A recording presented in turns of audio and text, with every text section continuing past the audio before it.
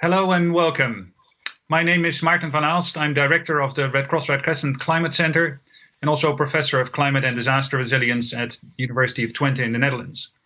I had hoped to be in Stockholm for this great event, but one thing that we have to do these days is anticipate risks, and unfortunately COVID infections have been rising. So I'm with you virtually, like many of you are around the world. So it's actually great to not only welcome the fantastic panelists that we have in the studio, many virtual panelists online, but also a wide virtual audience that is joining us here for this important event today. This is Anticipate and Act, the Stockholm high-level meeting on addressing the humanitarian impact of climate change, convened by the Swedish government, the United Nations Disaster Risk Reduction, the World Food Programme, and the Swedish Red Cross. Let me hand over straight away to Mr. Peter Eriksson, the Swedish Minister for International Development Cooperation, for some opening remarks. Peter. Thank you, Maarten.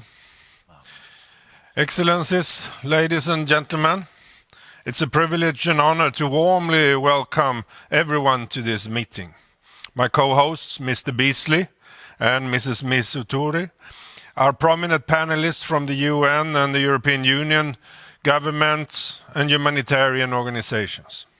We're only a few people here in the studio, but over 600 have registered to follow this meeting online. You ask me why I took this initiative, maybe. If we are serious about commitments to address fragility, humanitarian impact and climate change, we need to step up now. We cannot afford to wait, and I know that we can make a difference if we collaborate in the right way. We are in the midst of an ongoing crisis, a crisis I've witnessed just 2 weeks ago. When me and my friend David Beasley at the World Food Programme visited Burkina Faso.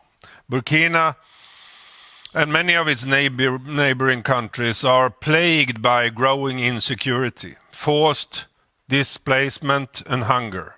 On top of that, the area has been ravaged by floods and drought, and desertification are spreading.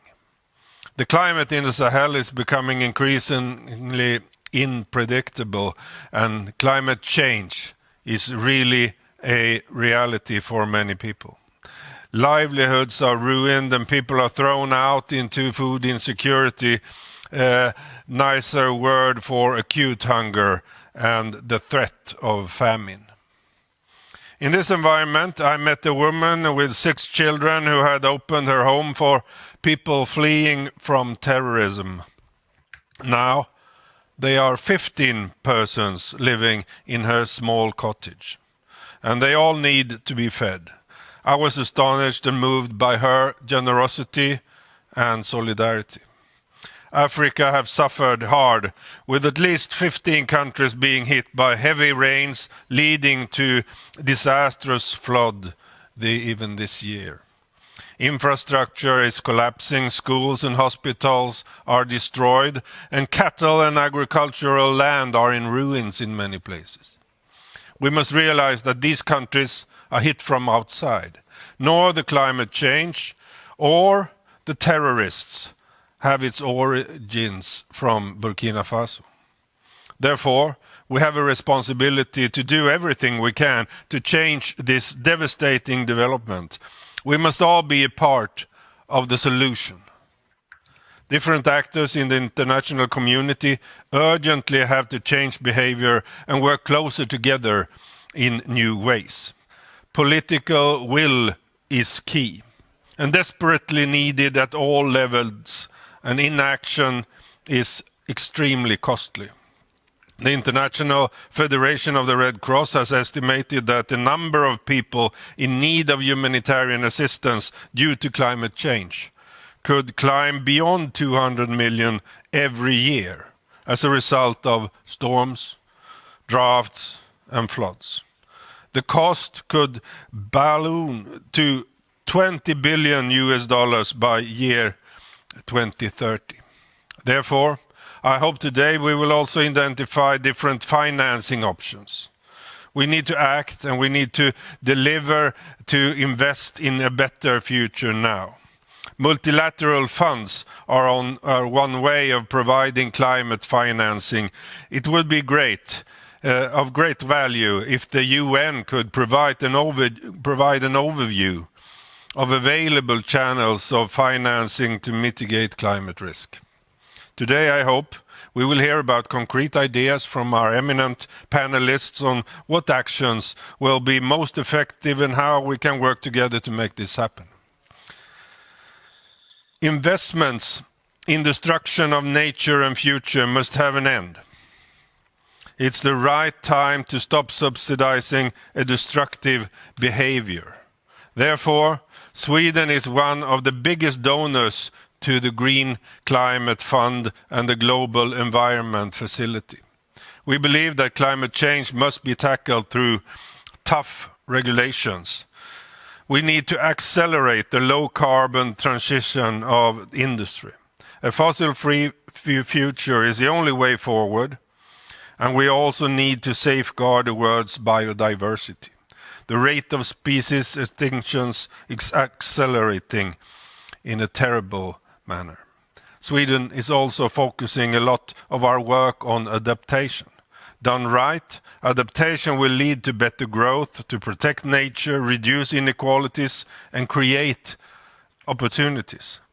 Adaptation is building resilience for the most vulnerable.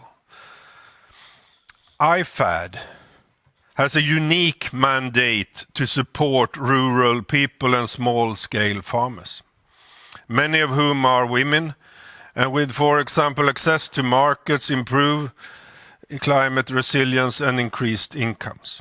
Earlier today, I announced that Sweden will support IFAD with additional 20 million crowns.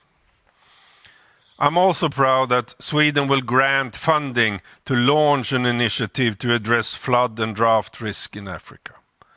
This initiative will be carried out by UNDRR and WFP and support the critical work of IGAD and its climate center. This initiative is called the Horn of Africa Partnership. Will now establish a cell in Nairobi, and in longer term the initiative aims to operationalize an early warning system in the Horn of Africa.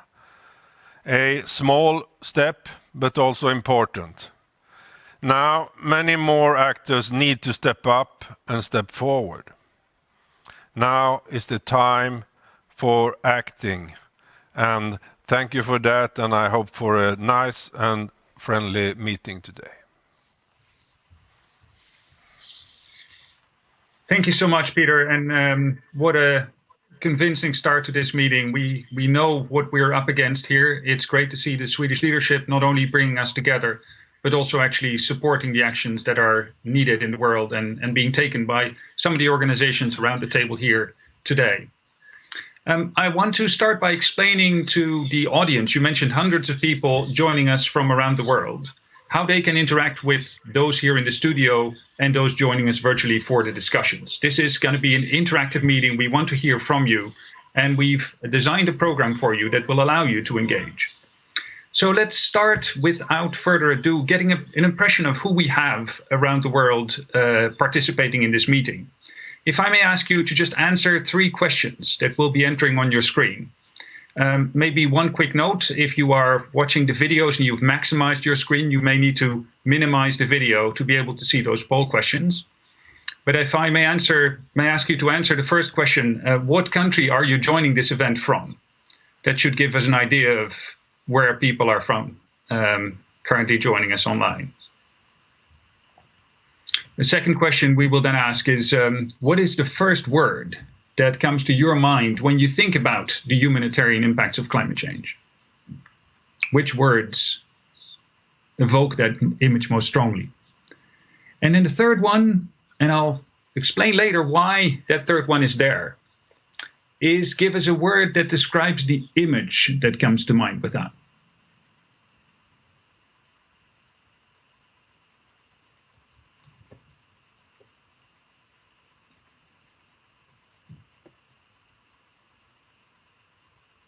Great. So while you're doing that, let me say a little bit about the objectives of this session. So the idea of today is to have a discussion. We've got an eminent set of people here around the table. We look forward to hearing the questions from the audience around the world to them to enable an interactive dialogue that should provide oil in the machinery for what is already taking place in terms of more difficult humanitarian action around the world. We know we're facing rising risks, and the question is, what do we do very practically, but also where do we need to set up stronger international structures to support that action on the ground? How can we make our humanitarian system, but also the actors around it, more versatile, effective, and focused? Now, of course, this meeting comes as one moment in a lot of practice happening around the world, but also a whole lot of policy discussions happening, especially the coming year. And we know, for instance, on the side of climate change, we're gearing up for what would have been a critical negotiating round under the United Nations Framework Convention on Climate Change in Glasgow this year, but due to COVID is now taking place next year. In a way, that gives us a year to demonstrate how we're making real progress on the ground, not only reducing emissions, but also tackling some of the impacts that are especially hitting the most vulnerable people. Now, in order to address all those issues, we have a program that is set up as follows. We'll start right now with an opening session exploring a bit why humanitarians need to be concerned about climate change, and sort of setting the scene for the problems that we need to be addressing during the rest of the day.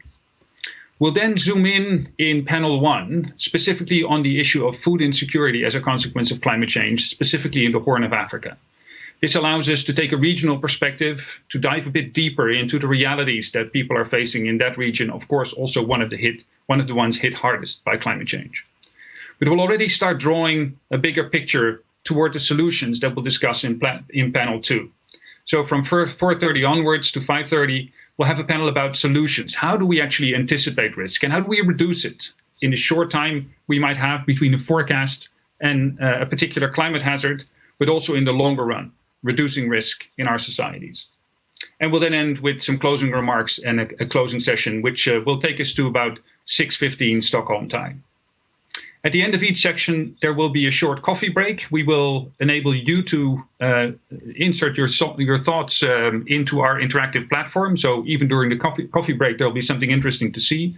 But we wanted to make sure that you're also able to take a break, but then hopefully come back for all of the exciting sessions that we've got ahead of you.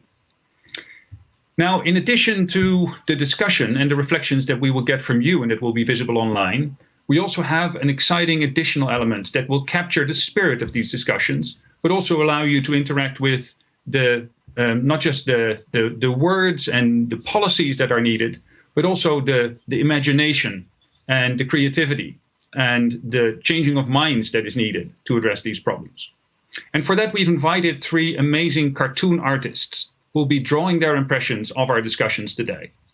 The first is Kendra Ellenby, who is a cartoonist for The New Yorker and other magazines.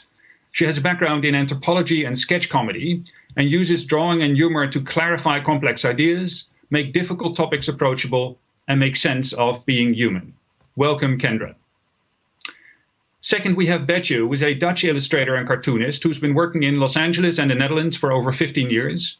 And her cartoons have been shared all over the world by outlets like the Huffington Post, Scary Mami, Disney's Babel, and many more.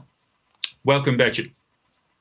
Pat Burns, the third cartoonist with us this afternoon, has been a cartoonist for The New Yorker since 1998 and is a Best Gag Cartoons winner in the National Cartoonist Society's Reuben Awards. He's a patented inventor, illustrative, creative consultant, and author. We're very fortunate to have you with us today. You'll be sharing draft cartoons. A few of those will be picked and further developed. So those of you watching online, you'll be part of the creative process this afternoon. The best ones that will be further developed will eventually be available under a Creative Commons license. So if you're taking snapshots or so for now, use them for your own purposes. Eventually, those of you part of this community and having part of this event will be able to use some of these cartoons with the right references, of course, to the artists. Information on that will be available on the website. So once again, this will be exciting. This will be interactive. We look forward to engaging with all of you online. Welcome again to this event. And without further ado, let's now go to the opening panel.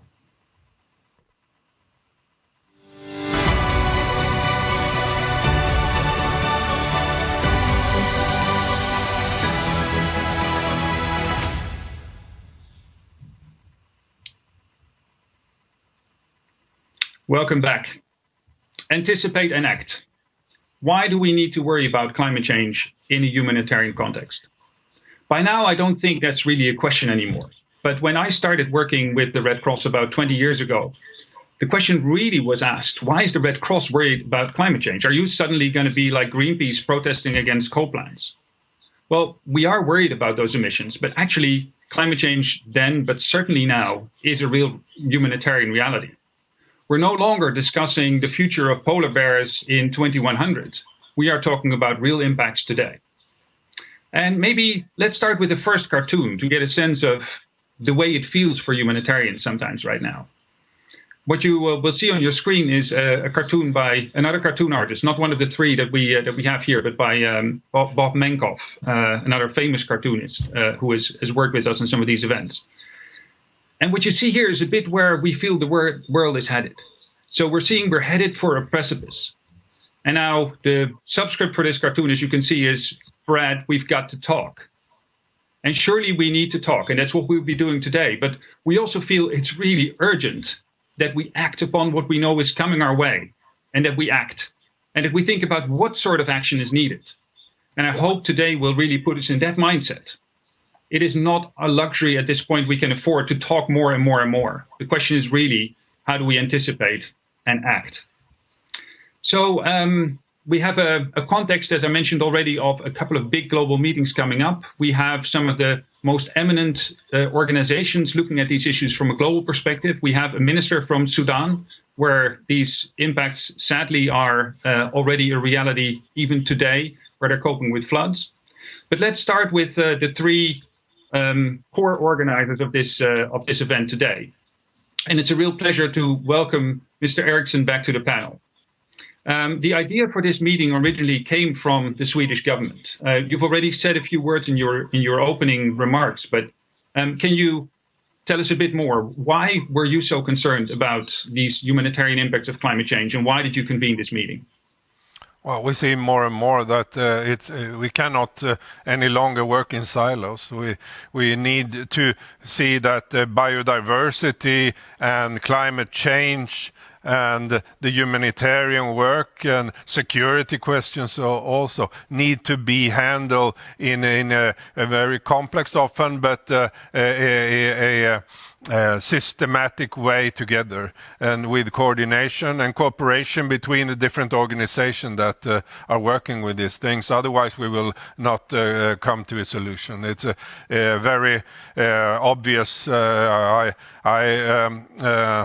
I was talking about my visit to Burkina Faso just the other week, and there it was very clear. The biodiversity, the degradation of land, the climate change question, and the humanitarian need coming up, that people are hungry, and this change that they are living with, together with the security problems that terrorists are coming and forcing them out of this creates an enormous complex and devastating situation for millions of people right now, and we have to solve the problem of sustainable agriculture, help them with techniques and possibilities to greening up the areas that are degraded, and also look at the long-term solution on climate change while we affect and try to diminish the hunger that they are suffering right now. Thank you so much. And again, thank you for your leadership bringing us together for these important discussions today. In your opening your remarks, you also mentioned a little bit about one concrete action you already announced today, and in partnership actually with the other co-organizers here today. Can you tell us a bit more about that initiative? Yes, it's an early warning system. We have seen that in some different countries, that it could be extremely effective. We have seen it in Bangladesh, we have seen it in other places, and in the Sahel region, it's a matter of people getting warned before it's too late, if it is about the locusts or if it is about the floods coming in. If we give them a short time to do what they can to harvest or whatever they can do, it could mean so much more for lives to be spared and the crops to be taken in and so on. Great. Well, thank you so much for that investment. From our side on the Red Cross, it's been, I guess, already a decades-long effort to move from just responding to disasters to investing in disaster risk reduction. But we've also seen a real move the past couple of years to act on these forecasts just ahead of disasters. And it's also really exciting to see you taking this initiative together with the other two speakers here in our opening panel, who I'll come to in a moment, who we've also been collaborating with from our side in this important agenda. Addressing risks, indeed, just the short moment we have between a forecast and the actual event, still enabling us to reduce risk, but then also use that same information about who's vulnerable to address the longer term risks that we also need to reduce. Yeah, I also thank you again. Yeah, I also see the reforms in the UN that they are now functioning and making a big difference in both developing and the acute humanitarian issues. Thank you. Thank you so much. And well, let's come straight to that.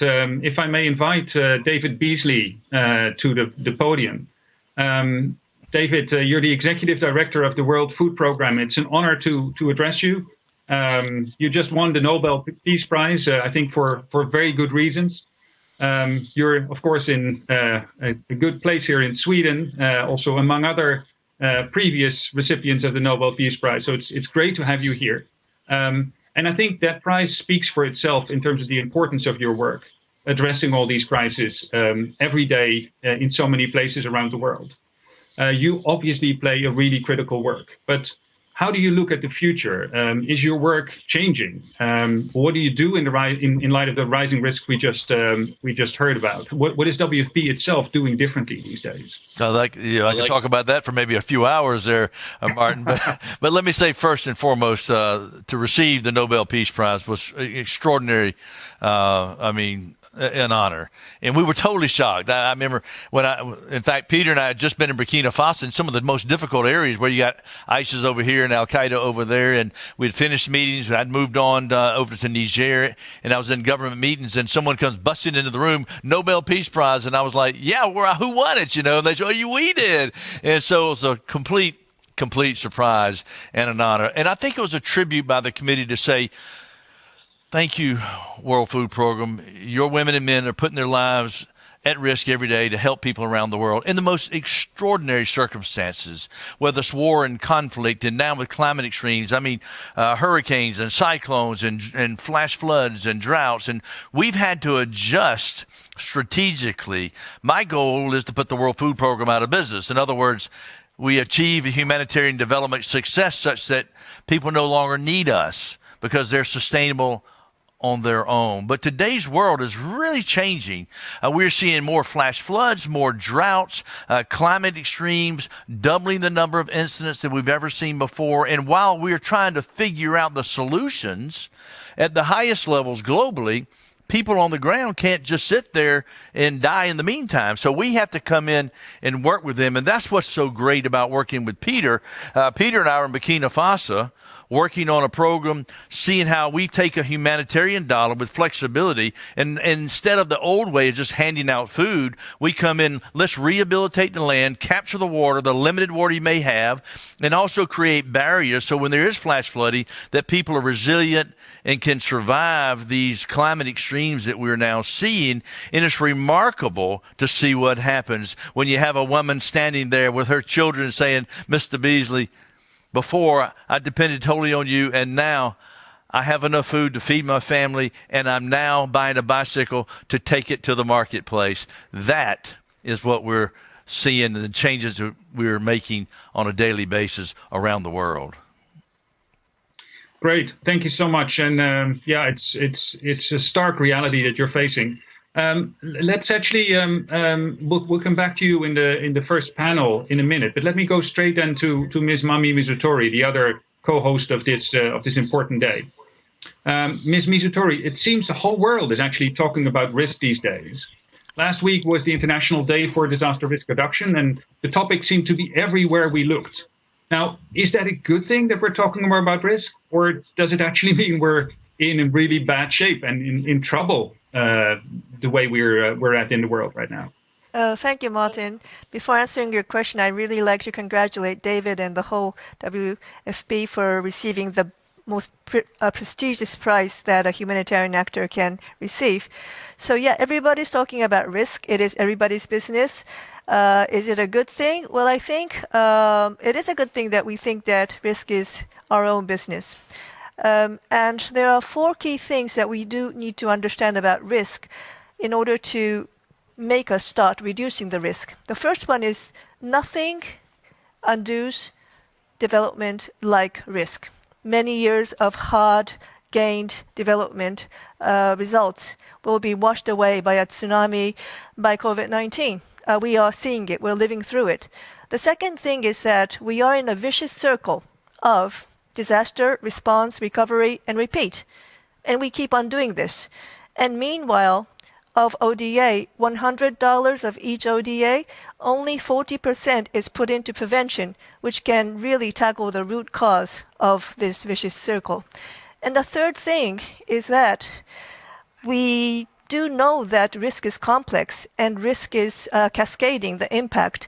COVID-19 is a textbook case because a virus made a global public health crisis that we are all suffering, but now it's a global socio-economic crisis. This is what we call systemic risk. Nobody understood this before, but now we do.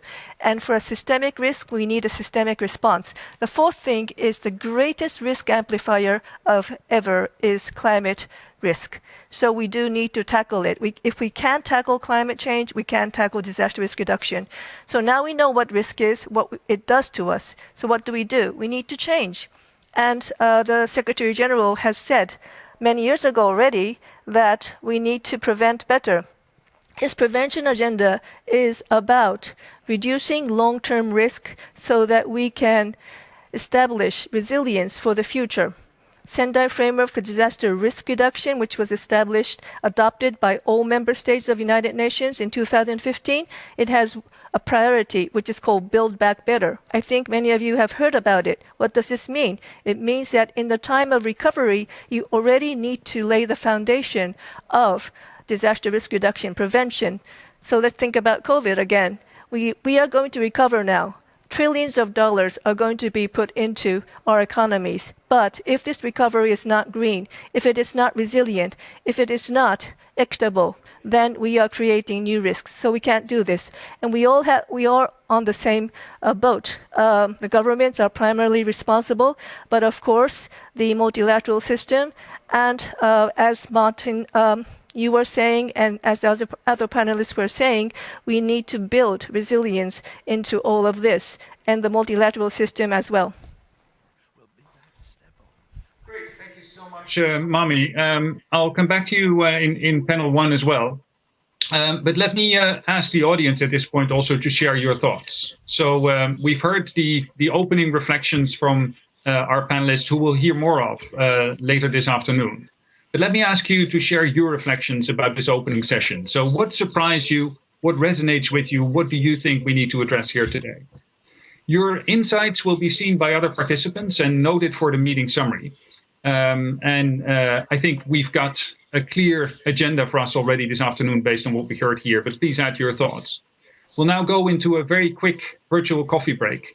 And then we'll be back in a few minutes at 3:15 and start the first panel on food insecurity as a consequence of climate change, with examples from the Horn of Africa. See you then.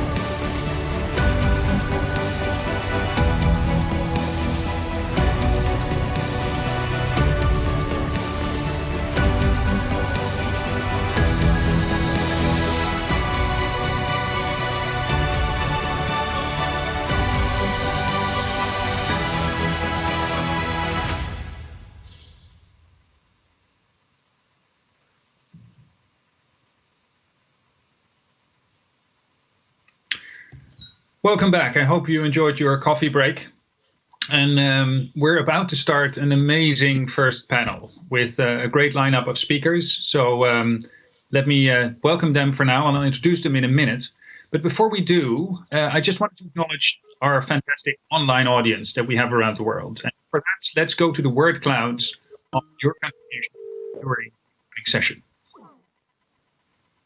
So here is the countries that people are joining from. You can see Sweden is dominant. And of course, that would have been the case certainly if we had had a physical meeting in Stockholm, and very few of you online would have joined.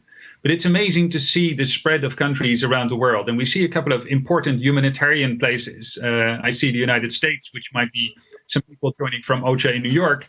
I see Switzerland, which might be some of the humanitarian colleagues in Geneva. I see Italy, which I imagine is the Rome-based agencies. But I particularly also see a large number of countries affected by the rising risk. So it's wonderful to see many of the African countries represented here. I see some of the Middle Eastern countries, and I actually also see some countries in Asia, like Thailand, Philippines. Thank you for staying up late already. I hope you can be with us for a couple of hours. But it's great to see this spread. And in a way, I was mentioning, we were anticipating the challenges of hosting a physical meeting with all of the great panelists we have here today in Stockholm. It actually, in a way then, in terms of the action on that constraint, enables us to do better and to have this wonderful online audience from around the world. So welcome to you all, and it's very rich to have you. We've also taken note of your contribution. So if we can go to the next word cloud, this is what you contributed in terms of the ideas that came to mind around the topic that we're addressing today. And clearly there's references to things of concern. You know, there's the hunger, the displacement, disasters, vulnerability. There's also issues like justice coming up. But then there's also the more positive side, the need for urgent action, and maybe symbolically that central word, resilient. I think this is putting us up nicely for our discussion this afternoon. And now let's see what you came up with in terms of images that we would be discussing. So these are, again, the images about the challenges that we might be seeing, the destruction, the drought. But then there's also a clock, I see. Time is ticking. I think that's a very strong image as well. But then we also see images of people, of families, solidarity. So it's nice already to see that widespread. I noticed the same over the coffee break in your contributions, your reflections on the first panel. We've taken note of those, and they'll be reflected also in the conclusions of the meeting. But I thought it was interesting, first of all, that many of you commented very strongly about the importance of the topic. So thanks again to the organizers for even hosting this event. And also, you reflected strongly on the urgency of the issues that we're discussing here today. Many of you commented on the need to break down silos, to connect the short-term humanitarian world to the longer-term questions around development and risk reduction. So that will be certainly an important topic also for our first panel. And in addition, I noted questions around scale, some of these international questions, but then the national solutions, and in the end, the local action that will be needed. So again, a rich display already of ideas coming from that fantastic audience. But without further ado, I'd like to go to our first panel now. And in that first panel, we'll zoom in on a particular part of the world. We'll go to the Horn of Africa, and we'll be particularly discussing questions around food security. So let me introduce that fantastic panel that we have lined up for you here, with one person live in the studio, David Beasley, the Executive Director of the World Food Programme. David, welcome again. And lovely to have you with us in person in the studio. And you're joined by a set of eminent virtual participants, but as you see, sitting nicely beside you, this is our modern world. Starting with Lina Al-Sheikh, the Minister of Labour and Social Development of Sudan. A warm welcome to you. David Miliband, the President of the International Rescue Commission. Mr. Janice Lenartic, the European Commissioner for Crisis Management. And finally, Ms. Maria Helena Semedo, the Deputy Director General of the Food and Agriculture Organization of the United Nations. I'll be asking one question of all of these panelists, but then we'll be able to answer your questions. So for everyone around the world, please use the platform of the event to enter your questions to the panelists. They will be processed and fed to me to be asked to the panelists subsequently. On the website, once again, if you are watching video in full screen, you may need to minimize your video to be able to see the field to enter your questions. Great, let's then go to the panel. Mr. David Beasley, we already heard from you in the opening session. And you spoke about your general challenges already in the field, what you're trying to do, what you're also trying to do to, as you said it, put WFP out of business, to anticipate and act in light of the rising risks. But what does that mean concretely in the context of the Horn of Africa that we're discussing in this panel? Well, it means a lot when you go to the Horn of Africa and you look, particularly in the last few years, how the climate has changed and created more extreme conditions, and what we can do. And a lot of extremist groups exploit that. But one of the things that I have found when I engaged for the first time into the UN system, that there were silos. There was a humanitarian silo and a development silos. Well, the world's changed so much. And so what we're trying to do is take every dollar, regardless, and try to use it to improve the community, strengthen the community, whether it's a humanitarian dollar or a development dollar. I know Janice and I have talked about this many times. So how can we be more fluid? How can we be more flexible to come up with the solutions? Because the people on the ground, they don't care what you call it. Just give us solutions so that we no longer need that outside support. They want to be self-sufficient, resilient, and sustainable. And we've got programs that will do that. And we need for the donor countries to continue to move the direction with greater flexibility so that we can provide workable solutions down on the ground, whether it's Somalia or Sudan or Ethiopia and Kenya. And so when you look at the numbers, how it's proliferating the severe hunger rate, I mean, it's extraordinary. With climate change, conflict, and now COVID, we've got a lot to do, and we don't have time to sit around and just talk about it. We got to get out there and get it done. And the World Food Program, working with our many partners, that's what we'll do. Great. So you already spoke about a couple of countries. Can you give me an example of something concrete that is different from what World Food Program might have done 10 or 20 years ago? How are you indeed making that shift from just providing relief after the fact to building resilience? A lot of different ways, from early warning systems where we know you may have flooding coming and we'll pre-position food that can save millions of dollars or help strengthen a local village against the floods that are coming. Or it may be we are rehabilitating land because I've seen in places in the Horn where the international community would be trucking in water. And I'm like, what in the world are we doing trucking in water? Why don't we put down water wells and build communities around that? We assist about 100 million people on any given day during the year. So I've got 100 million beneficiaries, not the children now, who want to rehabilitate the land. So just in the past few years, we've rehabilitated, we meaning the beneficiaries, about 500,000 hectares of land so you can have water harvesting. When you have a flash flood, it'll catch the water and you can grow crops. And then you can work out conflict between the herders and the farmers, and they're less vulnerable to the extremist groups who are using food as a weapon of recruitment and war. So there's so many things that we can do and that we are now doing differently. And so when we take a more comprehensive, holistic approach today, we don't have to be there 10, 15 years. We literally will be through in that area in 3 or 4 years and then move on. And that's a win-win for everybody. Great. Thank you so much for those very concrete examples. And it's good you already mentioning a range of extreme events actually hitting the Horn of Africa, because and I've been to the region, so I've seen all of these different conditions, but still in the news, when people think about the Horn of Africa in Sweden or in Europe or around the world, it's often this image of drought that came from several decades ago primarily, and of course still plagues the region with relative frequency. But it's not just droughts that are affecting food security and affecting the people in the Horn of Africa. And actually, in recent weeks, Sudan, the country of our next panelist, Ms. Helena Al-Sheikh, the Minister for Labor and Social Development of the country of Sudan, you've been hit by terrible flooding. How is your country coping right now, and what is needed in your country to address these rising risks of floods, droughts, and everything that's coming your way? Yes, hi. Can you hear me?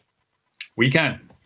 Welcome. Okay, great. So good afternoon to everyone and everybody listening. And hi, David, and congrats on the Peace Nobel Prize well-deserved. I probably want to pick up on what David's been saying, and I think what we need to focus on is definitely, and I love seeing resilience in the middle of that cloud. Resilience is what we need to focus on for us, to think about livelihoods, think about how people are being affected. I mean, since July 2020, we've had torrential rains and flooding that, probably the worst in 100 years.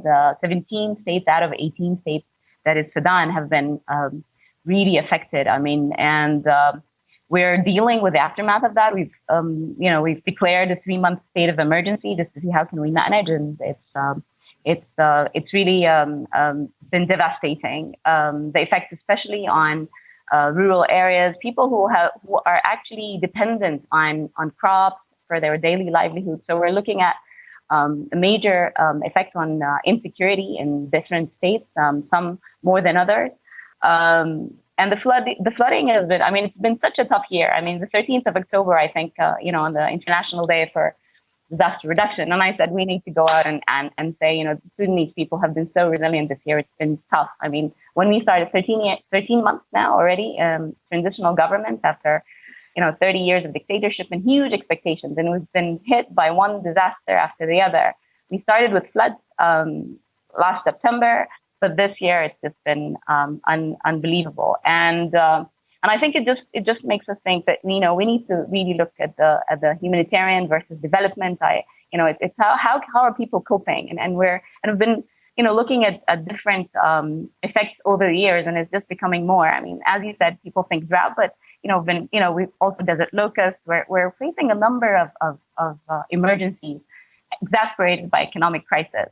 So we're really worried, that if we don't really coordinate and we have concerted efforts amongst all actors, so that we can have urgent action, we're building capacity. If you're looking at institutions, and it's such a huge ask for us as a transitional government, because you need to kind of be building capacity of people, of institutions to be able to respond better. We're looking at female-headed households now that are in different areas that are just struggling to make ends meet. We're looking at people had 2 meals a day. Now they're looking at 1 meal a day.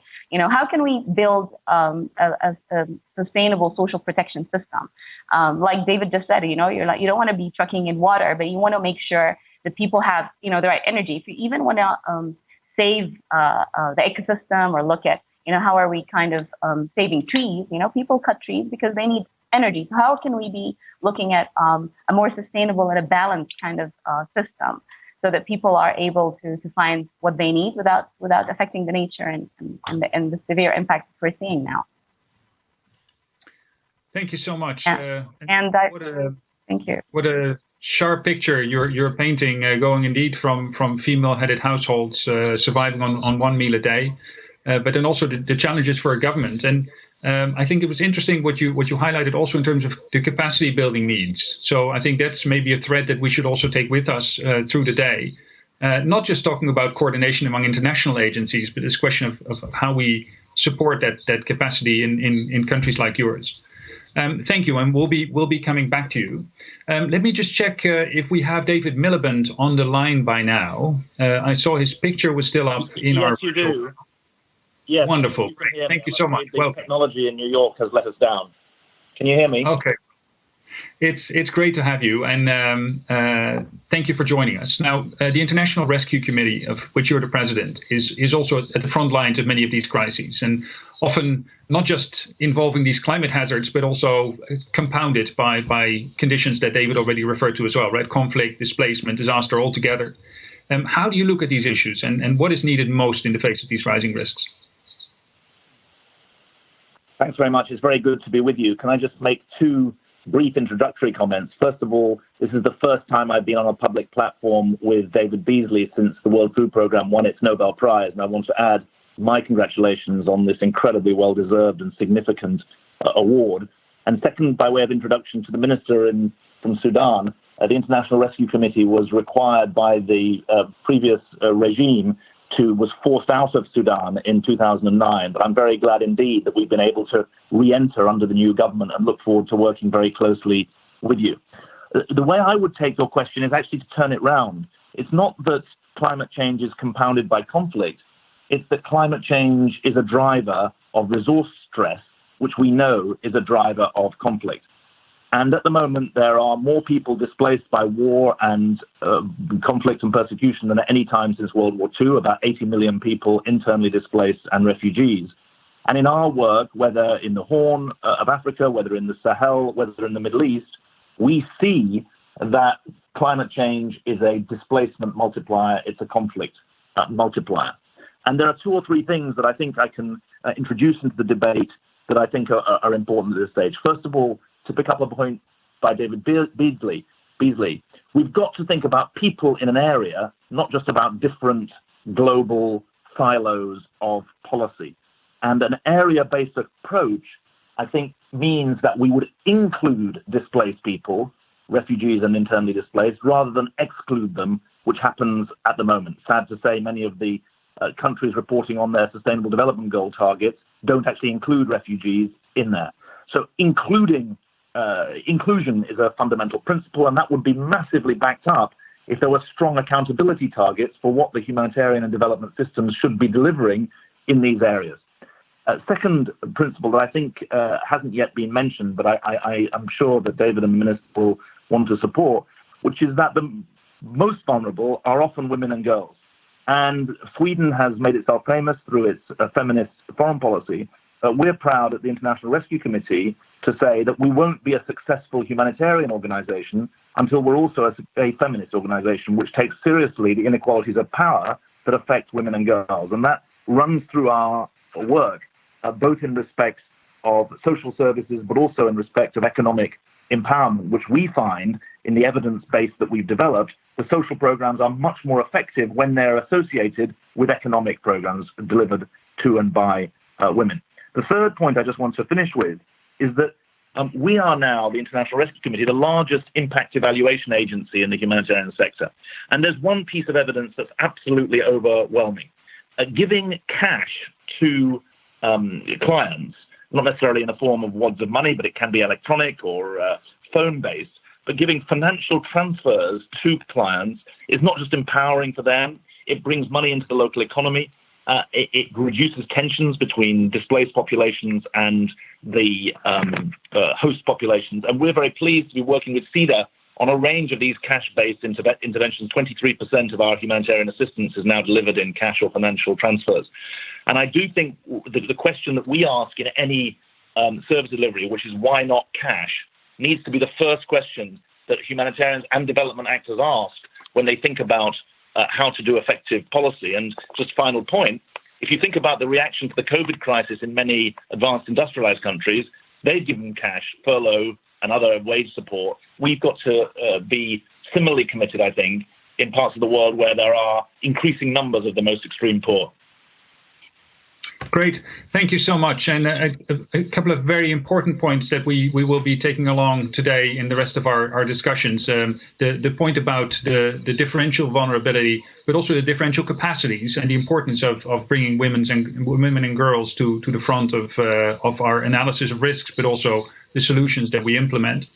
I also wanted to echo your point on cash, which I think is a general point about humanitarian effectiveness, but especially important in light of our discussions on anticipate and act, where if we want to act on forecasts, this allows us to also act fast and enable people, the sort of people that we heard about in Sudan, for instance, to take the actions that they can still take before disaster strikes.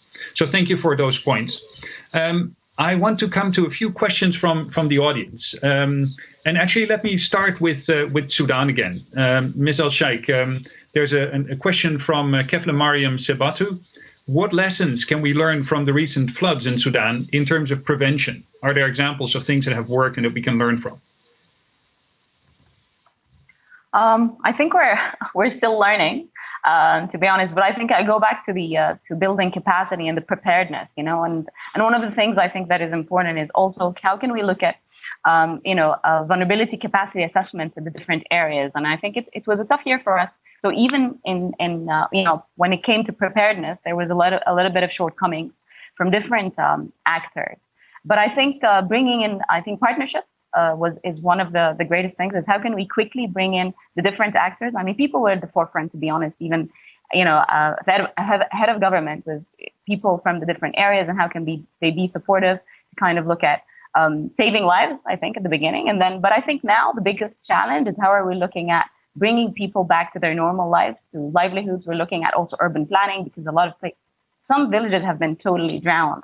So people lost everything. So how are we dealing with that? How are we also looking at it from a gender perspective, looking at protection and looking at more gender sensitive approach.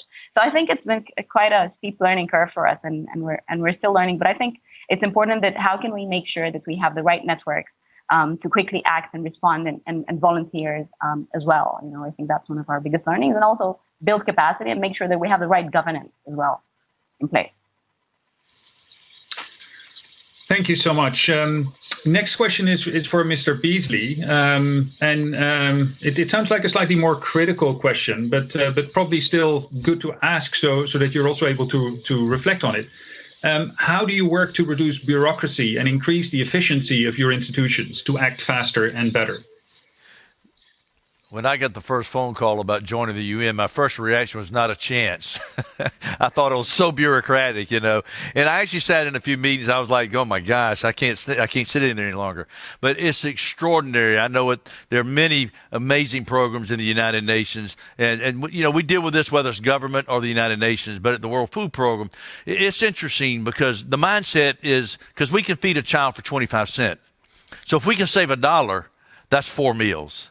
And I can go through example after example where we've redesigned systems, parachute systems, to be able to deliver food more effectively, efficiently. It helps the taxpayer back home really understand, wow, they're getting it done, they're saving more people, but it also helps us, in fact, save more lives. And so we're always redesigning systems, checkpoints. I think the donors expect that. I expect that. I tell my team, we go bring in outsiders to evaluate, adjust, and give us ideas and learn from the outside world, the private sector, and coming together with many different tools and techniques today. I mean, we use so many valuable tools today. I mean, the smartphone, and how do we use that to save money, when to plant, better market access. And so we can be in an area like David was talking about with cash-based transfer. We went from literally about $50 million in cash-based transfers, and 95%, 99% of all our efforts were in-kind commodities. Today, we're $2 billion in cash-based transfers. We can be more efficient, more strategic, not all the time, but we have to choose the right modality that fits the unique situation that we are in. For example, if we could go into Yemen right now, and this is what David was talking about, if we could go into Yemen right now with biometrics and liquidity into the marketplace, we will not only help the 12.5 million people that we're feeding on every day, on a given daily basis, but will also impact the other 16 million people by driving food prices down that are spiked because of devaluation of the real, and I could keep going. So there's a lot of impact to a community. And right now we're working and talking with Sudan about putting in cash-based systems to help people in the community, and at the same time we'll have in-kind operations to help in the areas that are being impacted by the floods. How do we channel the water? How do we do the water harvesting? So you have containment systems, and so that when they have the drought, they got water. When they have the flood, it diverts it so that they don't lose their crops. And so efficiency is something that we work on all the time because we can serve more people, and that's the bottom line. Great. Well, that's a beautiful way to end this first set in the panel. We'll be coming back to the three of you, so please stay with us. But we'll take a quick moment to take a look at what our cartoon artists have produced in the meantime. So let's bring out the first 3 cartoons that have been produced based on the initial panel. So this is, of course, they take a little while to process what's been said. So they might not yet have captured what you just said, David. But I think in spirit, there's already a lot there.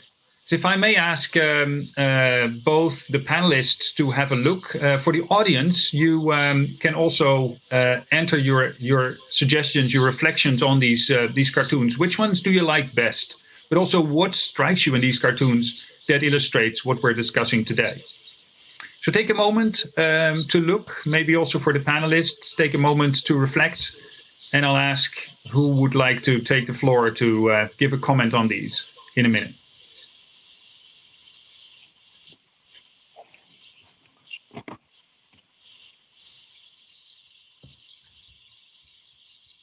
Is there a chance to zoom in? I'd have to ask the technical.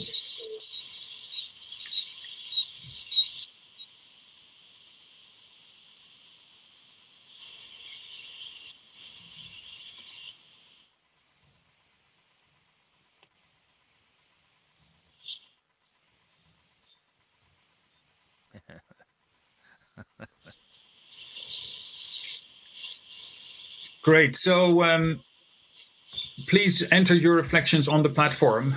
Here's some powerful images to illustrate what we're talking about today. And also, in a way, I think the encouragement also to the generous humanitarian donors to really be part of this transition and make sure we invest before the disasters hit. David, you're in the studio. I think it's most easy for you to see the cartoons well there rather than for our online panelists. Do you have a reflection? Which of these three do you like best and why? Well, they're all three really good, but the top one about you've got the money, you got to spend it now, kind of thing. And what that brings to me is the fact that when you look at the world today, because of COVID and its impact on the economic deterioration around the world, the number of people that are now on the brink of starvation is going from 135 million to 270 million, and I've got billionaires all over the world that are making billions, hundreds of billions of dollars in the last few months because of COVID. Well, we need $5-6 extra billion to save humanity in the next 12 months that are starving to death because of COVID and all the deterioration from it. So I'm like, look, we don't need that money 20 years from now. We need it today. We need to spend it now, because if we do, we can save lives, avert famine, avert destabilization and mass migration. And it's a lot cheaper to spend it now strategically and effectively. And that's what I like about that top one. That's really good. That's how I see it now. Great, thank you so much. Keep the reflections online coming as well. And as I said, we'll be making these available after the event at the event webpage as well. Let's head straight on to the second half of this great panel. And we'll now come actually to that question of the immediate and the longer term. Ms. Maria Helena Semedo, you're the Deputy Director General of the Food and Agriculture Organization of the United Nations, a Rome-based colleague of David's. Welcome. Great to have you on this panel. We've met in climate change discussions before, so I know you're also connecting the dots in many different ways. I know the Food and Agriculture Organization of the United Nations is doing its part to strengthen the capacity to anticipate crises, and for instance, through forecast-based financing in your own operations and supporting countries. But you're also connecting these efforts in response to crises, just before crises, to questions around long-term resilience building, and especially in food systems. How do you connect the dots between these different pieces? Thank you, and good afternoon to all of you. Let me start by the last comment from Beasley, where he said we need the money now because tomorrow is too late. And this brings me to the importance of anticipatory action. In the past, we were more reactive. We were reacting after the disaster occurred. Now we are putting all our efforts in how we can better anticipate and avoid that a drought or a flood transform in a disaster. This is really important, how we can be better prepared in order to better prevent. I can just give you an example before we move. As you know, we have a low-cost outbreak in the Horn of Africa. Today, with all the information we have, we can see when a swarm is coming, because we see the wind direction, and we can have anticipatory action. Just to give you an example, that in East Africa, with better prevention through early warning, we were able to save 1.7 million of tons of cereal across 10 countries because we harvest ahead of time. We knew that a swarm was arriving, and we were able to protect 11 million of people. To start saying that prevention, early action, as we said in FAO, early warning, early action, is really important. But now we have the response, and we have to think on the long term, how we cannot connect the dots.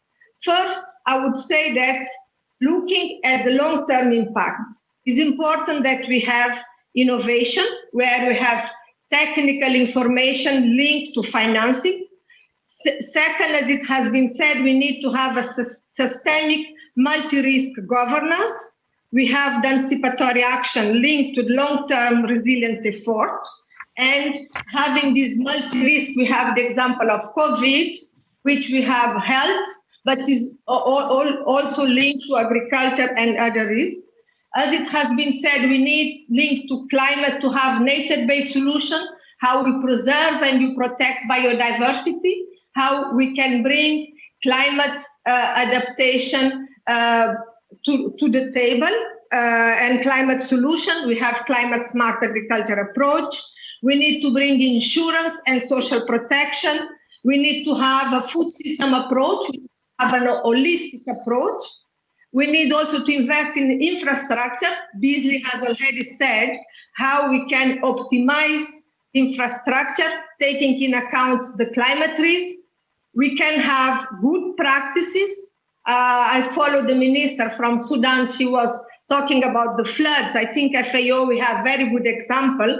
We have done in Bangladesh, how we can exchange information and how we can also have a circular economy in order to reduce food losses and waste in a way that we have a value chain approach throughout the value chain from production to consumption.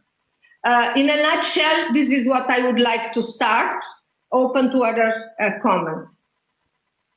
Great, thank you, Maria Helena. And yeah, we will come back to you for sure. And I'm sure people will have further questions for you. But already such a rich harvest, linking what we do to anticipate rather than just respond to crises, also to these longer term questions. Looking at these multi-risk dimensions and really building up the capacity to indeed anticipate across all of these dimensions. And then the role that Mr.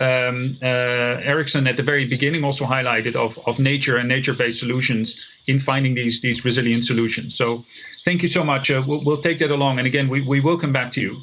But before we do, let me go to the final panelists on our great panel. Mr. Janice Lenartic, the European Commissioner for Crisis Management. Now, you're facing some of these rising risks in Europe itself. Just a reminder, for instance, when we did our disaster statistics for this year about where we were facing both climate and COVID risks, over 50 million people around the world, by the way. But for Europe, we actually found the highest mortality. Now, that's partly because heatwave mortality is counted poorly in many countries. And in Europe, we were able to get the mortality statistics, but 9,000 people in Europe itself. So crisis management, I think, is urgent even in your own continent. But in addition, you are the crisis coordinator, also looking after European support to the rest of the world. And in that sense, you're a key donor. And as a donor, of course, you drive some of these system changes and the incentives for how we are collectively addressing these problems. So very practically, how do you enable humanitarians to act on early warning, on forecast information, if your financing has traditionally been dealt with, been supplied to help the world deal with crises after the fact? What's changed for you? Thank you, and good afternoon to everyone. As you said, the European Union, together with its member states, is the major humanitarian and development aid donor in the world. But even so, what the key problem that we are facing is that, in spite of the fact that our humanitarian funding has been increasing year after year, it is not catching up with the needs. The needs are increasing faster, so we have this funding gap that keeps growing. And the climate change is only going to add to that. So the challenge that we are facing, together with our fellow donors and our humanitarian partners, is how to do more with limited resources, how to do it better. That's one way of narrowing this funding gap, which is otherwise bound to further increase. Now, what we are trying to do is the following. You already mentioned the silos. Silos are not only between humanitarian and development actors. We try to break those, especially by strengthening cooperation with my fellow commissioner for international partnership, Commissioner Urpilainen, who holds the development funding. But we also try to foster better cooperation among the donors, because we are not so many. The other day, somebody noticed, for instance, that among the 10 major humanitarian donors, only 2 are permanent members of the Security Council. Something to think about. So we are not many, we are few, unfortunately, and that's why we have to work together better. The second very important thing is for humanitarian organizations to work better together, to cooperate. Rather than compete for limited resources, they should work together, divide the responsibilities. And the last thing that I want to mention in this context is what is, so to say, good about the challenge of the climate change is that much of what it brings is predictable. We know that sea levels will rise. We know that there will be extreme heat in some parts of the world, including Horn of Africa. We know that the intensity and frequency of weather-related disasters will increase.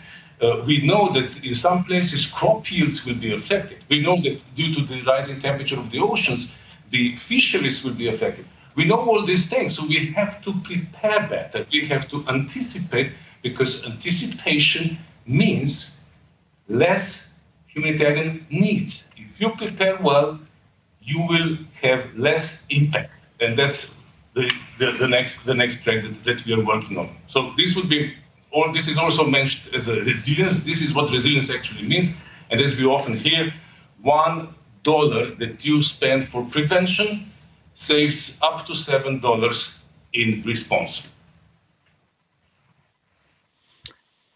Great, thank you so much, and that's a powerful message, and interesting that as a donor you're reflecting on the need for humanitarian organizations to collaborate, for humanitarians to collaborate with others, but also for donors in the humanitarian space to collaborate and provide the right incentive structures for that.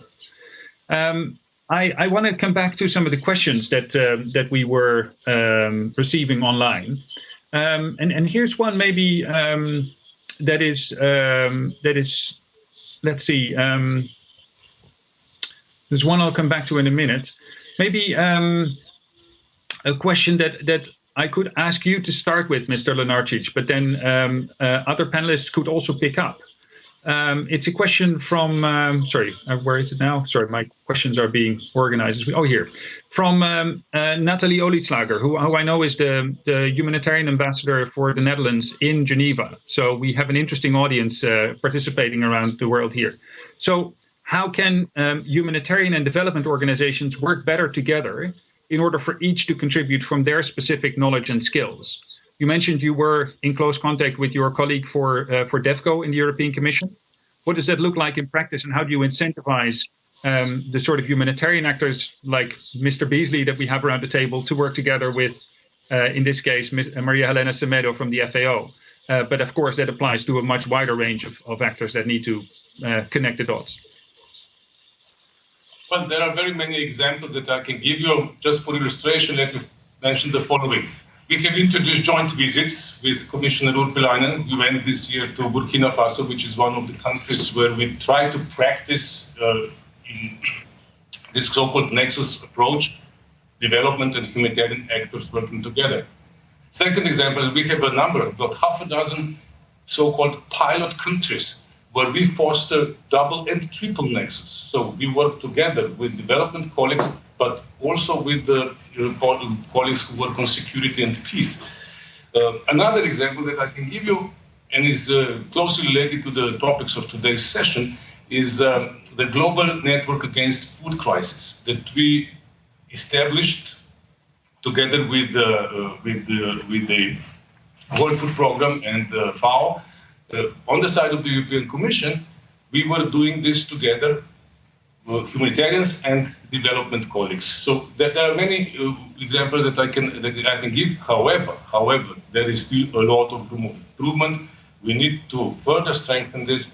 We need to work hand in hand so as to address address the practical situations. I'll give you an example from the ground. Recently, I met the Prime Minister from one of the countries from the Horn of Africa, who thanked me very much for the humanitarian assistance that the European Union provided to the victims of floods. There were huge floods, and there was a humanitarian response immediately, and the Prime Minister was very grateful for that. But then he said, but almost every year there are floods at that place. Could we find a way to build dikes and things like that so that prevent this to happen again? So that's what we need to foster. We need to work together more because it's not for humanitarians to build the dikes. But yes, our development colleagues, they can do that. Great, thank you so much. Is any of the other panelists keen to respond on the same question?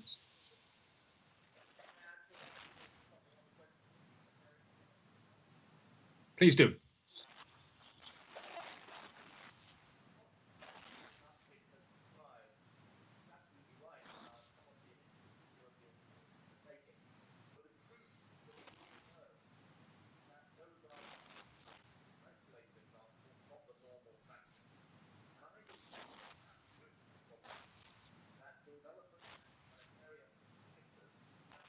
Accountability metrics and different incentives. And until that is addressed, we are not going to be able to get the kind of aligned activity that is absolutely essential. I mean, in our work in countries across the world, in every continent, we work in 40 countries. We see two things absolutely evident. First of all, there is an increasing proportion of the world's extreme poor in fragile and conflict-affected states. It's now about 45%. It's due to rise over the next 20 years, well above 75%. And so we've got a new geography of poverty around the world. Second critical point, in these countries, there are both development actors and humanitarian actors, and neither are able at the moment to fulfill their full potential because they are operating too often separately. In 2016, the so-called grand bargain of the World Humanitarian Summit was agreed, but there has not been the transparency, the shift in incentives that was promised at that time. And that means that we are continuing to see a rising gap between the needs of those who are in extreme poverty and the provision to support them, despite the heroic efforts of the World Food Programme and of others. And I think we absolutely must grasp the nettle of the donors working more closely together, as you said. At the moment, we're grateful to CEDA, we're grateful to USAID, we're grateful to the UK, but they're operating on different systems. And they've got different outcomes that they're pursuing, and they're not aligned in their bureaucratic structures. But there's a second thing that I think is absolutely key to this. And this is where the donors, the UN as the middle of the system, and then the NGOs, like mine, have to come together. And that is shared accountability. Until we translate the lofty goals of the Sustainable Development Targets into area-based outcome targets on health, on education, on protection, on income, just to state those four, with a gender lens across all four, until we have accountability targets for those four areas that combine both host populations and those displaced, we're not going to get the incentives for people like Mr. Lenartic, Commissioner Lenartic, people like David Beasley, who are great leaders. We're not going to be able to get the kind of incentives right for those of us on the ground to fulfill our full potential. Thank you, very clear. Anyone else? Yes. Ms. Elshak, please. Yeah. Thank you very much. I think, we need to come in as role of government here as well. I mean, I definitely second what has been said about, I think it's if we're looking at concerted efforts, then the government as well needs to play a key role in bringing people together. And I think for us, that is the challenge now coming in after 30 years of just a mess, really, and trying to build capacity institutionally. If we're looking at disaster preparedness or our disaster reduction strategies, or who's doing what, so it's all about responsibility and accountability as well. And I think it's really important if we're looking at build back better. It's about how can we share information, how can we look at our risk analysis and communicate better, and what are the efforts being done for us to do that. And I always say in Sudan now we're working on all these complex emergencies, and it would be great if we could bring in everyone. I keep saying it's civil society, private sector, international actors, our development partners. And how can we set the stage and the foundation and look at the Decade of Action 2020-2030 and help people be more resilient in such a setting. So this is maybe a call for everyone to kind of come on board and let's make Sudan an example. Thank you.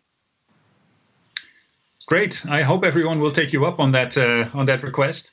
There are a couple of questions coming in that I might request any of the panelists to respond to, which particularly relate to the extent to which we reach local people and local communities. So, for instance, Olivia Forsberg from the Global Network on Disaster Reduction states here that their research views from the frontline in 2019 found that 8 out of 10 community members could not access funds, or that funds to deal with these risks were extremely limited in their perception, even though there were massive amounts of money going around among the higher scale actors in those regions.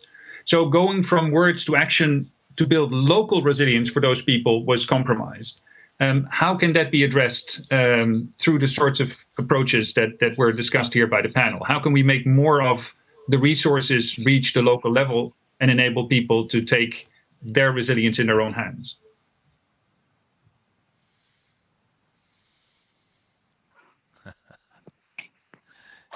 It's an awkward silence. No one. I'm happy to answer, but I feel I've spoken already. But I'm happy to answer it because I think it's a great and important question. I mean, the way we address this is in 3 or 4 fashions. Number one, the central players in people's survival, recovery, and gaining of control in their own lives are the people that we serve, our clients. They carry the greatest amount of water. Secondly, our philosophy is that you marry the expertise of the global system, the experience, the expertise, the infrastructure, the compliance, the investment, with the local expertise that comes both from individuals and from community-based organizations. Thirdly, you hire locally. It seems to me that that's an absolute responsibility of the international NGO sector. It could be applied better, frankly, in other organizations. We've got to do a better job at making sure that we promote local people and make sure that they're taking up leadership positions. At the moment, half of our country programs, more or less, are run by people who are from that country. But we've got to do a better job there, which is absolutely essential. But the fourth element is to match the why not cash philosophy that I explained earlier in respect of cash payments with a why not partner philosophy when it comes to reaching people through existing community-based organizations. And that partnership isn't just about funding transfer, which is important. It's also about program design. It's about program conception. It's about program implementation. And it's about program monitoring. And our new strategic plan is all about how clients and partners play a bigger role in our organization. And I think that's something that's exciting. I find it, just finally, I find that when the choice is posed, do you want international organizations or do you want local organizations? That's the wrong question. The right question is, what's the right expertise that comes from outside a locality? What's the expertise that comes from within a locality? How do you make sure that they get married together that brings out the best of both? Great. Thank you so much. Any other of the panelists who would want to come in on this? Yeah, please, Ms. Olshaik. And then after that, Maria Helena. All right, thanks. I just want to add very quickly. I don't want to talk a lot. I just want to add the importance of tapping into local knowledge and then innovation. I think it's about how can we become more solution oriented and get the local communities themselves to think about the different solutions that are out there. And I really believe in innovation and just being more creative about finding options or alternatives. Yeah, thanks. Thank you. Maria Helena, I know FAO in the end also thinks in the end about individual farmers running their own farm, but it has to be connected up, right? How do you approach this? And what examples might you have of participation of these individual farmers in building capacity to address these rising risks? I think what it has been said is important, that we work with the communities. And whatever solution, it will be coming in coordination or association with the communities. And we work with the local communities, we reinforce their knowledge, their capacity. We do it through responsive social protection schemes. We have cash transfer where they can have the seeds they need, where they can have the smart infrastructure, and having their capacity increase, you can better work with the local communities or even with the social communities and the local governments. I think the importance is work with local government, with local communities, reinforce their capacity, and come up with smart investment in a way that we can respond to the need. And as the minister said, bring innovation to them, bring climate adaptation, and be solution-oriented, not bring up your solution and to them to buy in. Great, thank you so much. I'd like to come back and zoom out a little bit, because these questions about community participation and reaching the local level have been around for a while in the humanitarian sphere, but they're now being repeated in the climate sphere and around climate adaptation. I know the European Commission itself is now thinking about the European Green Deal, questions about how Europe reduces its carbon footprint, but also becomes more resilient, but then also the global responsibility that Europe has and how we address these things. How are you looking at the humanitarian piece of that much bigger puzzle? And how do we ensure that what we do on the humanitarian side indeed, first of all, reaches that local level, but then also contributes to these global goals, including in the run-up to Glasgow next year?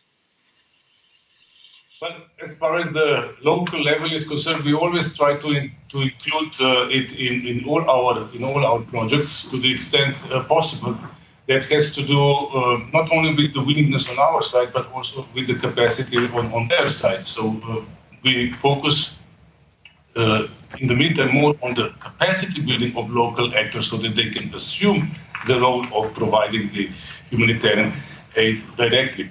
Now, when it comes to climate change, as you know, there are things that we can still prevent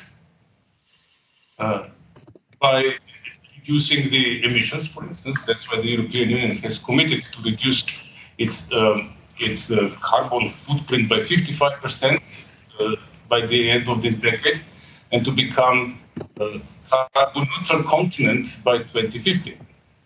This is in order to mitigate the effect of climate change, and there will be humanitarian impact among those effects. That's for clear. That's for sure. It already is clearly there in some of the regions like Sahel and Horn of Africa, when we can see already the humanitarian impact of climate change. So one thing is to prevent what we can still prevent. But we also know that there are things that we cannot prevent, and we have to prepare for that, because while we cannot prevent, we can predict, we can foresee what is going to happen, and we have to work with people, and that means people local. If we know that in a certain area there will be extreme heat, but there will be no longer conditions for traditional crops. There are many people speaking at the moment, so okay.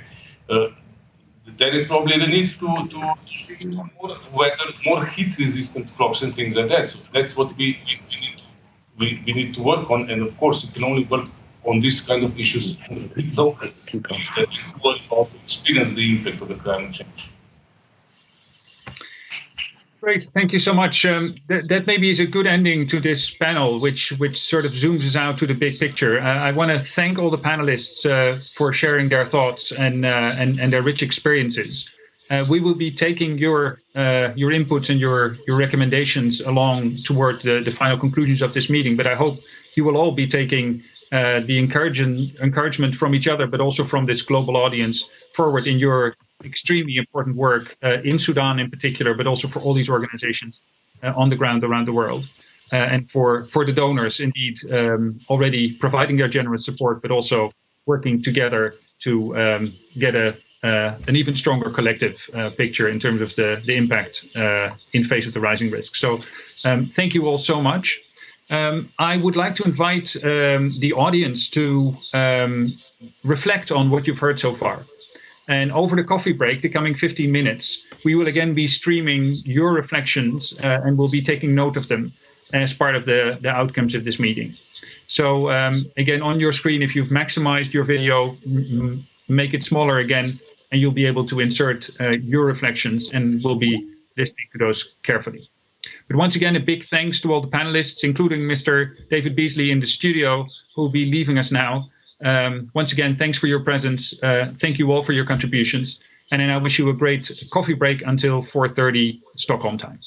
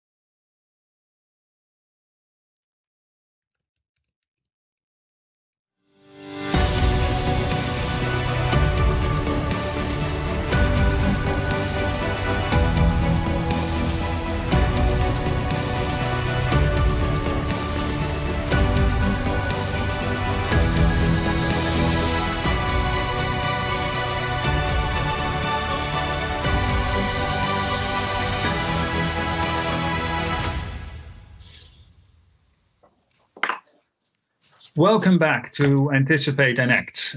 We're ready for our second panel, but before we go into that, I just wanted to acknowledge your contributions over the break. We've been watching what you've been typing and sharing with the other online participants. Many strong reflections on what was said in the first panel. A few that were saying, I've heard quite a lot of this before, but it's still time to walk the talk. So I think that's a reminder to all of us. At the same time, also a lot of appreciation for the direction of travel that the panelists were speaking about, both what has already happened and what they are serious about implementing in the future. A particular resonance, I think, with the question of linking these international efforts of putting all the pieces better together with the transfer of knowledge, but also funding and capacity to the very local level, the people that are worst affected. So I'm sure we'll be coming back to that in our discussions now. But thank you for those contributions. And once again, they've been taken note of. A technical question that came up in that coffee break was also for those people that cannot be with us for the full duration of the event, if the recording would be available. And that is indeed the case. Both the recording, also all the cartoons that have been produced as part of the event will be available at the event website. In the case of the recording, probably about 15 to 30 minutes at the end of after the end of the whole event. So that's a yes. All right. Without further ado, let me go straight into the next set of wonderful speakers that we have with us this afternoon. And in this second panel, we have a more even mix of people physically present in Stockholm and people joining us online. So if I go from left to right, there's Mr. Jagan Chapagain, the Secretary General of the International Federation of Red Cross and Red Crescent Societies. We have online Mr. Norbert Bartle, the Parliamentary State Secretary of the German Federal Ministry for Economic Cooperation and Development. We have Mami Mizutori, who we've heard from before, but joining this panel as well, the Special Representative of the UN Secretary General and Head of the United Nations Office for Disaster Risk Reduction, UNDRR. Then we have Mark Lowcock, the United Nations Under-Secretary General and Emergency Relief Coordinator and Head of the Office for the Coordination of Humanitarian Affairs, UNOCHA. And finally, Ms. Margareta Wallström, the President of Swedish Red Cross. While we go through the panel, I'll be asking them the first question to each of them, and we'll do that in two sets again, like we did in the first. But you're also already able to feed your questions to them. So we will be taking note of all the questions asked, and they'll be fed to me. And of course, we will have too limited time for all the questions that could probably fill days with this great set of speakers. But I'll try to do justice to the most important ones that we see coming up frequently. So please do enter your questions while we talk. If you've maximized your video, make it a bit smaller again, and then you'll be able to enter your questions in the text. Great. So without further ado, then let me come back to Ms. Mami Mizutori. We have been discussing in the first panel all these questions around how to go from short-term to long-term, how to link humanitarian relief work better able to cope with the rising risk of crisis to this question of how we deal with risk in the longer term. These issues are all featured in the Sendai framework as well.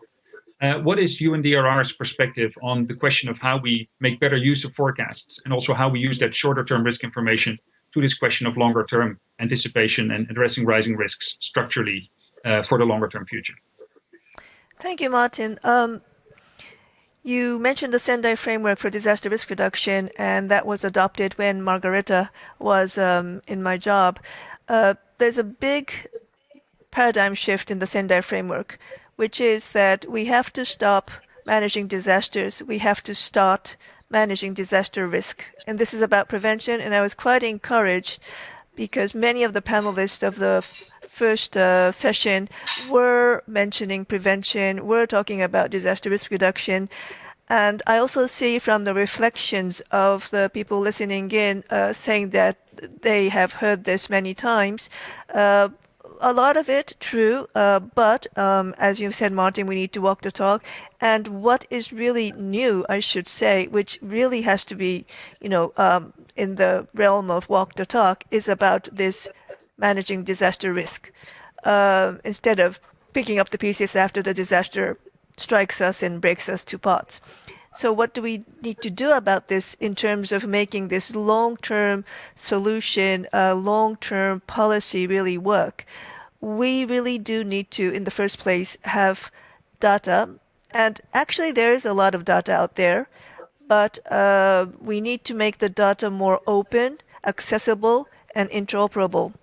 And then the minister from Sudan was mentioning in the first session the need for capacity building. I think that's really crucial because we do really need to enhance the capacity building on the ground for the member states, developing member states, so that what they can do is actually not only analyze the data, but make it into multi-hazard, interoperable risk modeling. And that is something that is not happening yet. And importance about data, the other thing is that it's not enough to focus on the past data. Of course, it's very important to look at what is your historic loss. And many countries do that. But now with the climate emergency really attacking us very viciously, we do need to look at the future probabilistic risk, the future data. So that's one thing that we need to do, understand the risk, and for that data is central.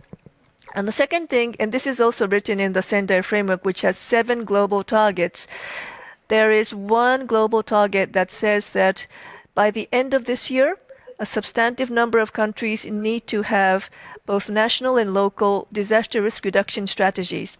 This is also very new. And what does it mean? It means that you need to have a plan. If you don't have a plan, a failure to have a plan is a plan for failure. And actually, thinking about COVID-19, we did ask once it started and the world was locked down, did you include biological hazard in your national strategy? Because that was written into the Sendai framework. Not many countries had. And even the countries that did have some plans did not invest against it. So currently, as of August this year, 93 member states out of 195, they have national strategies. But that's not enough. We see it as a glass half empty. You need to have your plan. And the plan also is important in terms of its quality. Of course, it has to be aligned to the Sendai framework, meaning that it has to be coherent in the sense of not moving forward only disaster risk reduction, but climate emergency policies. And it needs to be geared so that the SDGs are achieved. Now, that's what we need to do. The second thing, to have a plan. And the third thing is that we need to really make sure that people know what's coming. Many people alluded to the importance of early warning system. And today, the Minister Eriksson did announce this new partnership between the Swedish government and UNDRR and WFP about this new early warning system project in the Horn of Africa. But importantly, it has to really be connected to early action as well. Because unless it's, again, a system, but does not save enough lives. So that's an important point. But actually, only 64 member states have reported to UNDRR that they have early warning system. And when you look at the countries most affected, like SIDS, there's only 5% of the SIDS which reported to us that they have an early warning system. So I would say, by concluding, that there is a lot in the Sendai framework that says that we need to prevent better. We need to shift from managing disasters to managing disaster risk. This is totally new, but it's not happening enough yet. So that's something that we really need to do. Thank you so much, and thank you for your leadership in that area. I'll stay in the studio and go to a colleague who also comes from Geneva, the Secretary General of the International Federation of Red Cross and Red Crescent Societies. Jagan, I'm sure you're aligned with Mami on the vision of what is needed, and also that importance of being able to address risk before disasters hit across timescales. But one thing that was coming across very strongly also in the previous panel was this issue to take that from global to national to local. I think your predecessor used to call this not the last mile, but the first mile of an early warning system and for addressing risk. Can you share your perspective on what's needed to make that happen? Thank you, Maarten, and thank you, Mami, for that great introduction. You know, let me start with saying something here on the panel. We saw a great panelist on the first session, and now we have a great panelist on the second session. Maybe barring Minister Lena from Sudan, all of us, all the leaders here, are in a position to be part of this great event and in a position to take credit for what we are doing globally. But let's be very honest, who is actually making things happen on the ground? If there is a crisis in Syria, who is actually the one delivering the assistance, getting the foods to the families? Or I was just in Sudan last week and saw the villages affected by the floods, and who is actually carrying out those activities?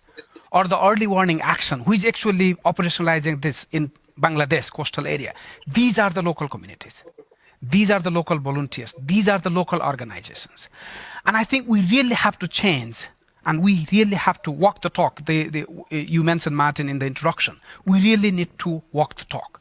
And we really need to have that humility as international organizations, the donor governments, to have the humility that what we are trying to achieve, these lofty goals from Sendai or lofty goals from Paris, will not materialize until and unless we don't walk the talk.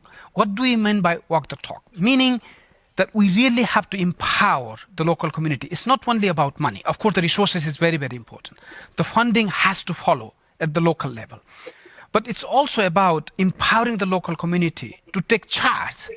You know, a lot of times, I fully agree with you, Mami, on the plans. But if you really go to the communities, they have plans.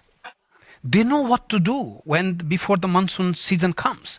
They know what to do when they get the signs of the drought appearing. But what they need is this accompaniment and partnerships, which is not bureaucratic, which is not costly, but which goes and accompanies building on the local values, traditions, systems, and the knowledge. So merging that global knowledge and science, and Maarten, you are one of those, creating that global knowledge and science, merging that with the local knowledge and the traditions is the way to really change the walk the talk, really. Without the local participation, the community participation, we are not going to make a change. And the second thing is, I think, the theme of this topic, anticipate and act. Anticipation, extremely important, but of course, then acting on that. And I think in the Red Cross Red Crescent, and I'm very proud, and I think, Maarten, you have been instrumental there, and great to see the German government participating here. We built this forecast-based action around 3 years ago, and now being able to apply that in more than 30 countries, and together with the UN agencies and other actors, now we are practicing that in about 60 countries. And I'm very proud. I think this is a great initiative. We have been investing on anticipating and acting. It's a good beginning. It's nowhere enough. But I think this is absolutely a good beginning, which puts resources in the hand of the people and the communities so that we actually save lives and the livelihoods. Thank you. Thank you so much. And encouraging indeed that there is progress, but we also hear you on the need to actually deliver very, very locally. So thank you also for your representation of that tremendous network around the world. And it's a daily privilege for me and a humble privilege to indeed try and provide some of those bridges, because I know it's the people at the front lines that are making the difference. So thank you for sharing that. At the end, it is a chain, and it is indeed great to have the German government at another end of that chain also in this panel. So, Mr. Bartley, if I may come to you. You're the Parliamentary State Secretary at the German Federal Ministry for Economic Cooperation and Development. You're one of those governments, but also your department in particular, trying to bridge these different worlds, the climate world, the development world, the world in, to some extent, of the crisis management, also run by your colleagues in the Federal Foreign Office. And we've seen together also that preemptive action based on predictive analytics to forecast and anticipate climate-related crises can mitigate the socioeconomic, political, other impacts that we're facing around the world, and in the end save people's lives and livelihoods. So what practical options do you see, and how can they be further strengthened? What sort of resources are needed, and who will provide them? And what sort of innovative technologies do you see available that can be used for this? Thank you, Maarten van Aalst. I think disaster and crisis prevention is key to reduce the humanitarian burden on vulnerable people. Anticipating risks with early warning systems and risk financing solutions helps us to prevent hazards from turning into disasters. But first of all, I would like to thank the government of Sweden for organizing this high-level meeting in these challenging times. Thank you for your tremendous efforts to enable discussions on how to reduce and anticipate risks and how to seek better solutions. So let me underline, Germany strongly commits to support risk reduction and build resilience worldwide, especially in times of COVID-19. And a crucial first step to do so is to help developing countries understand their risks exacerbated by climate change. In cooperation with the Potsdam Institute for Climate Impact Research, PIK, we started to support African partner countries working with climate change projections and anticipated risks across different sectors. Science-based information is key to inform planning processes and investments for sustainable development. Our Agriculture project with PIK provides publicly available data and projections accessible for everybody. Importantly, let me underline that anticipatory action is enshrined in the 2030 Agenda for Sustainable Development. Only when we go the last mile and reach those who are most in need, anticipatory action will work. The most technologically advanced early warning systems can only work when risk information is spread effectively and when the population at risk knows how to react. This is leaving no one behind in a nutshell. Anticipatory action helps us to prevent hazards from turning into disasters. Considering the growing humanitarian needs caused by climate change, we have expanded our engagement and donor outreach for anticipatory humanitarian action and risk financing approaches, such as forecast-based financing. Germany is working closely with the Red Cross and Red Crescent movement, the World Food Programme, the Food and Agricultural Organization, United Nations Office for the Coordination of Humanitarian Affairs, and the START network, made up of more than 50 NGOs to enable anticipatory action and risk financing within all parts of the humanitarian system. And Germany spearheaded the development of the INSO Resilience Global Partnership, founded in 2017 as a G20 and V20 initiative to support vulnerable countries to better prepare financially against the impacts of climate shocks and disasters. The partnership connects more than 80 members, including the private sector, international organizations, civil society, and academia. It runs 26 programs in 78 countries and 550 million euros committed by my ministry, BMZ, and over 800 million in total. We need to ensure that early warning mechanisms collect and share information more efficiently, and that ultimately early warning reaches the local communities at risk. The Climate Risk and Early Warning System Initiative, CRUISE, for example, already provides financing to least developed countries and small island developing states to increase their capacity to generate multi-hazard early warnings to protect lives and livelihoods from climate shocks.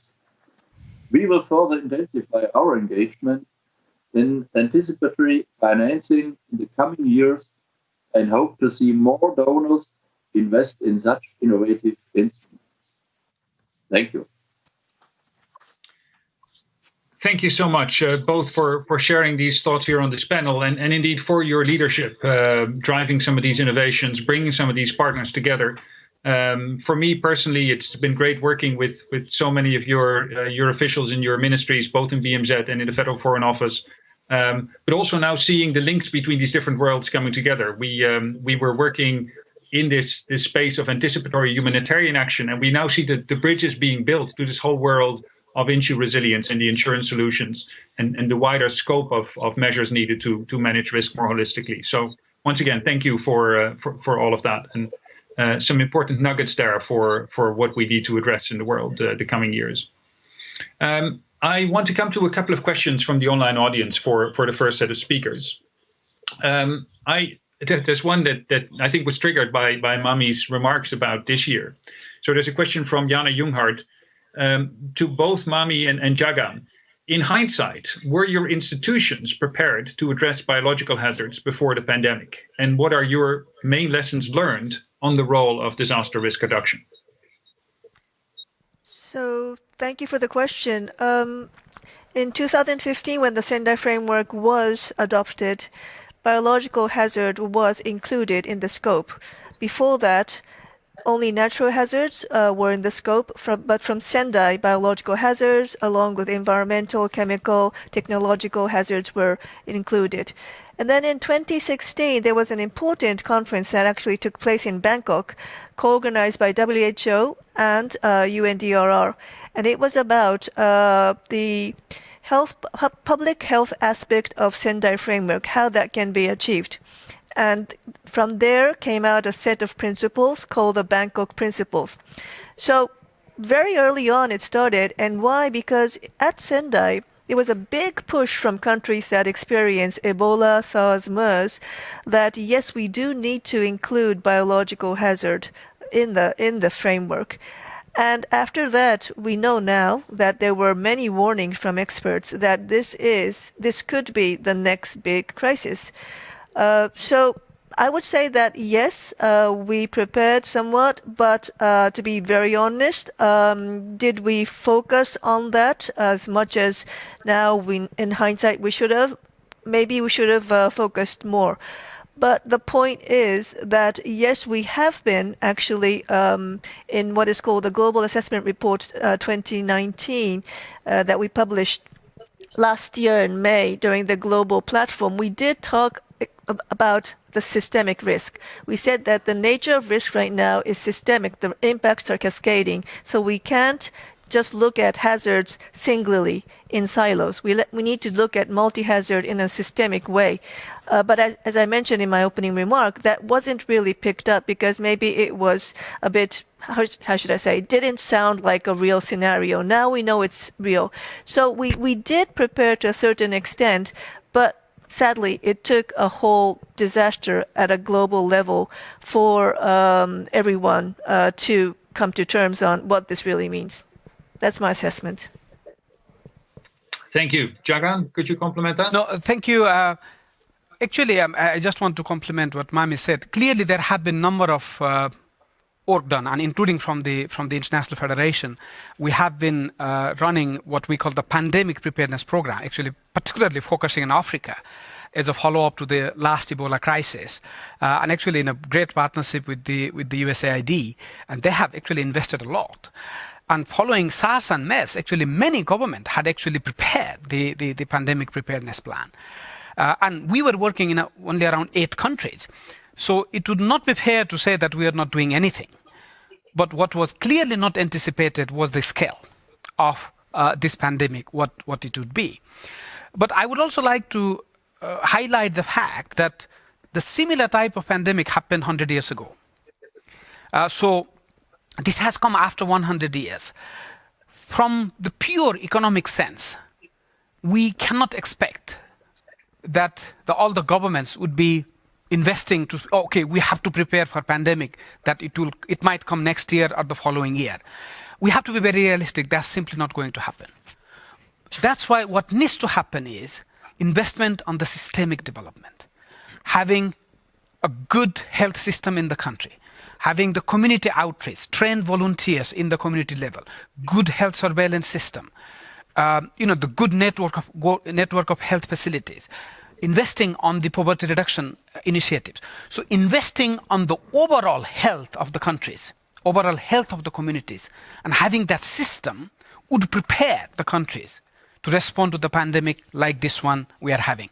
So I know also sometimes we have the cycle of what is called panic and neglect. And I know now everybody is talking about, we have to have the global system for the pandemic. And I know after 2 years, people stop thinking about it because this will simply not be realistic from pure financial point of view. So that focus should be on systemic development in the countries and the overall development from the countries, and linking the humanitarian, linking development, and linking the climate actors together and the resources together, and having that climate smart development and climate smart humanitarian response would be the future. And that's what will prepare for us for the pandemic like this one. But not separately looking just as a pandemic preparedness. That will not going to work. That's my 2 cents. May I add some sentences to Please, go ahead. Oh, thank you very much. Yeah. I think this COVID-19 pandemic has shown us that we have to shift our focus from post to pre-disaster action. And let me underline that the importance of local action is in the front of us. Multilateral initiatives are very important, but risk reduction strategies can only be successful if communities are engaged and empowered. And therefore, we need stronger support to communities in general and civil society organizations in particular. They understand local needs best. They can implement strategies and projects effectively, giving a voice to marginalized people.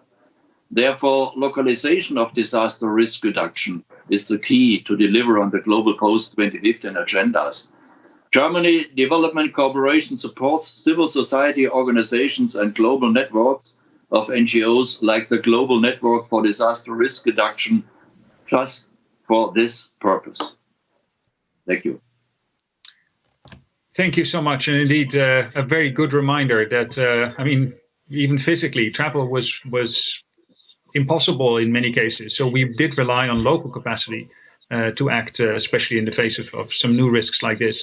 Also interesting to see that countries with stronger social protection programs, for instance, were better able to cope with this shock. And I think the same will be true for many shocks coming our way in the future, regardless of what they are. So a very strong reminder from all of you. Jagan, I also take your point. Let's not just prepare for the next pandemic we think will be coming, but let's strengthen our ability to deal with risks all along the way. Let me take a very quick break from the panel. We'll come back to these panelists and 2 more in just a minute. But before we do that, we will get another set of cartoons from our 3 cartoon artists who've been listening along and have been drawing their cartoons to trigger our reflections. Now, I heard the previous time that the cartoons were rather small. I'm aware that's certainly true for our panelists online who are seeing an even smaller screen. For those of you watching online, don't hesitate to zoom in onto your screen. Also, for those of you who want to look later, of course, the cartoons will be made available on the event website. So feel free to come back and have another look. The top one that you see here has clearly these 2 silo towers. Do you think these silos are slowing our progress? Question mark. On the bottom left, you see someone on an island. You can only imagine what's happening to that island. And then a bottle being thrown out with the question, send cash.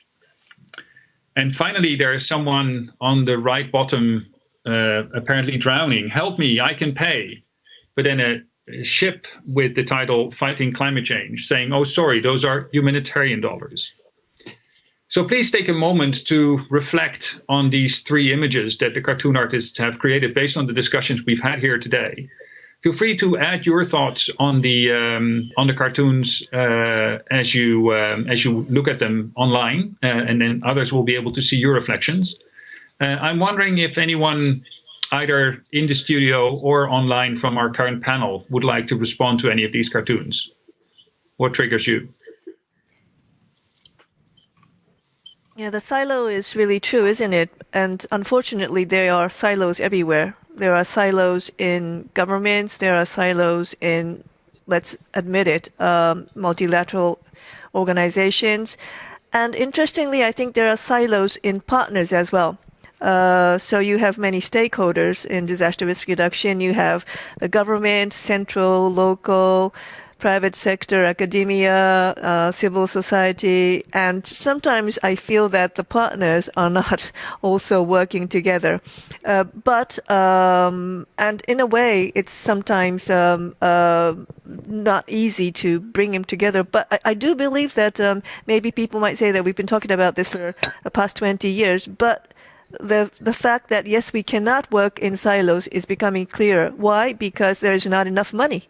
You can only work in silos if there is money in the government, if there is money in the global arena, if there is money for the different partners. But that's not going to happen. That's going to be worse from 2021.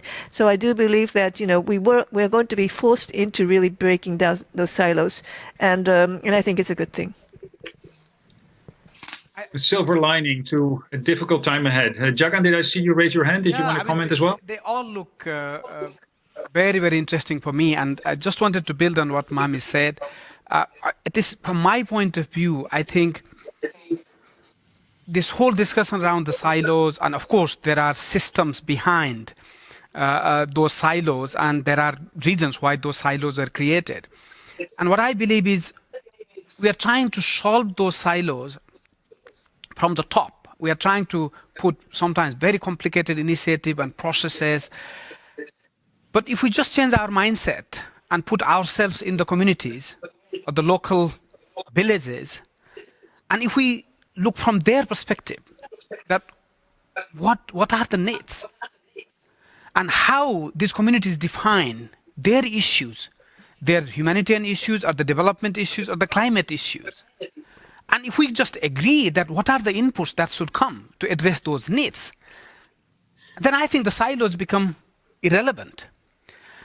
And that's probably, in my view, that's probably the only way to start breaking the silos, that we start looking from the lens of the communities.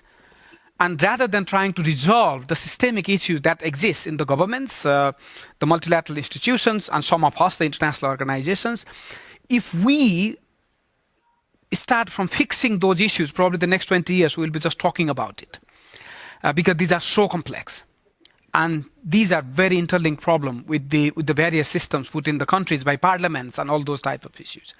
So if we start changing that, and I think in the Red Cross Red Crescent role, that's what we have tried to do, try to really merge the humanitarian development and the climate, but from the perspective of the community, and not what suits us in Geneva. And I think we have made some small steps. But all the organizations start thinking on that direction, I think we can start addressing some of the concerns raised in these cartoons. Thank you so much. We'll come back to further reflections to all of the panelists later. But let me introduce the final two panelists for their perspectives. And the first is Mark Lowcock. You're the Undersecretary General and Emergency Relief Coordination in the United Nations. So your job is clearly to make sure that whenever some big crisis happens somewhere, we're able to get our act together and help people in need. And I'm sure there's enough crises and disasters to go around to keep you busy. Yet your focus has started to shift to anticipating them and dealing with them beforehand. Can you tell us a bit more about that shift and why it's needed and how it's happening?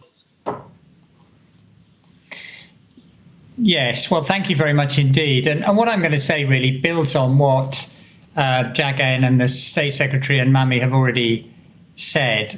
And this is an area where I do think we've seen some meaningful progress over the last, since 2017, really, since I started doing this job.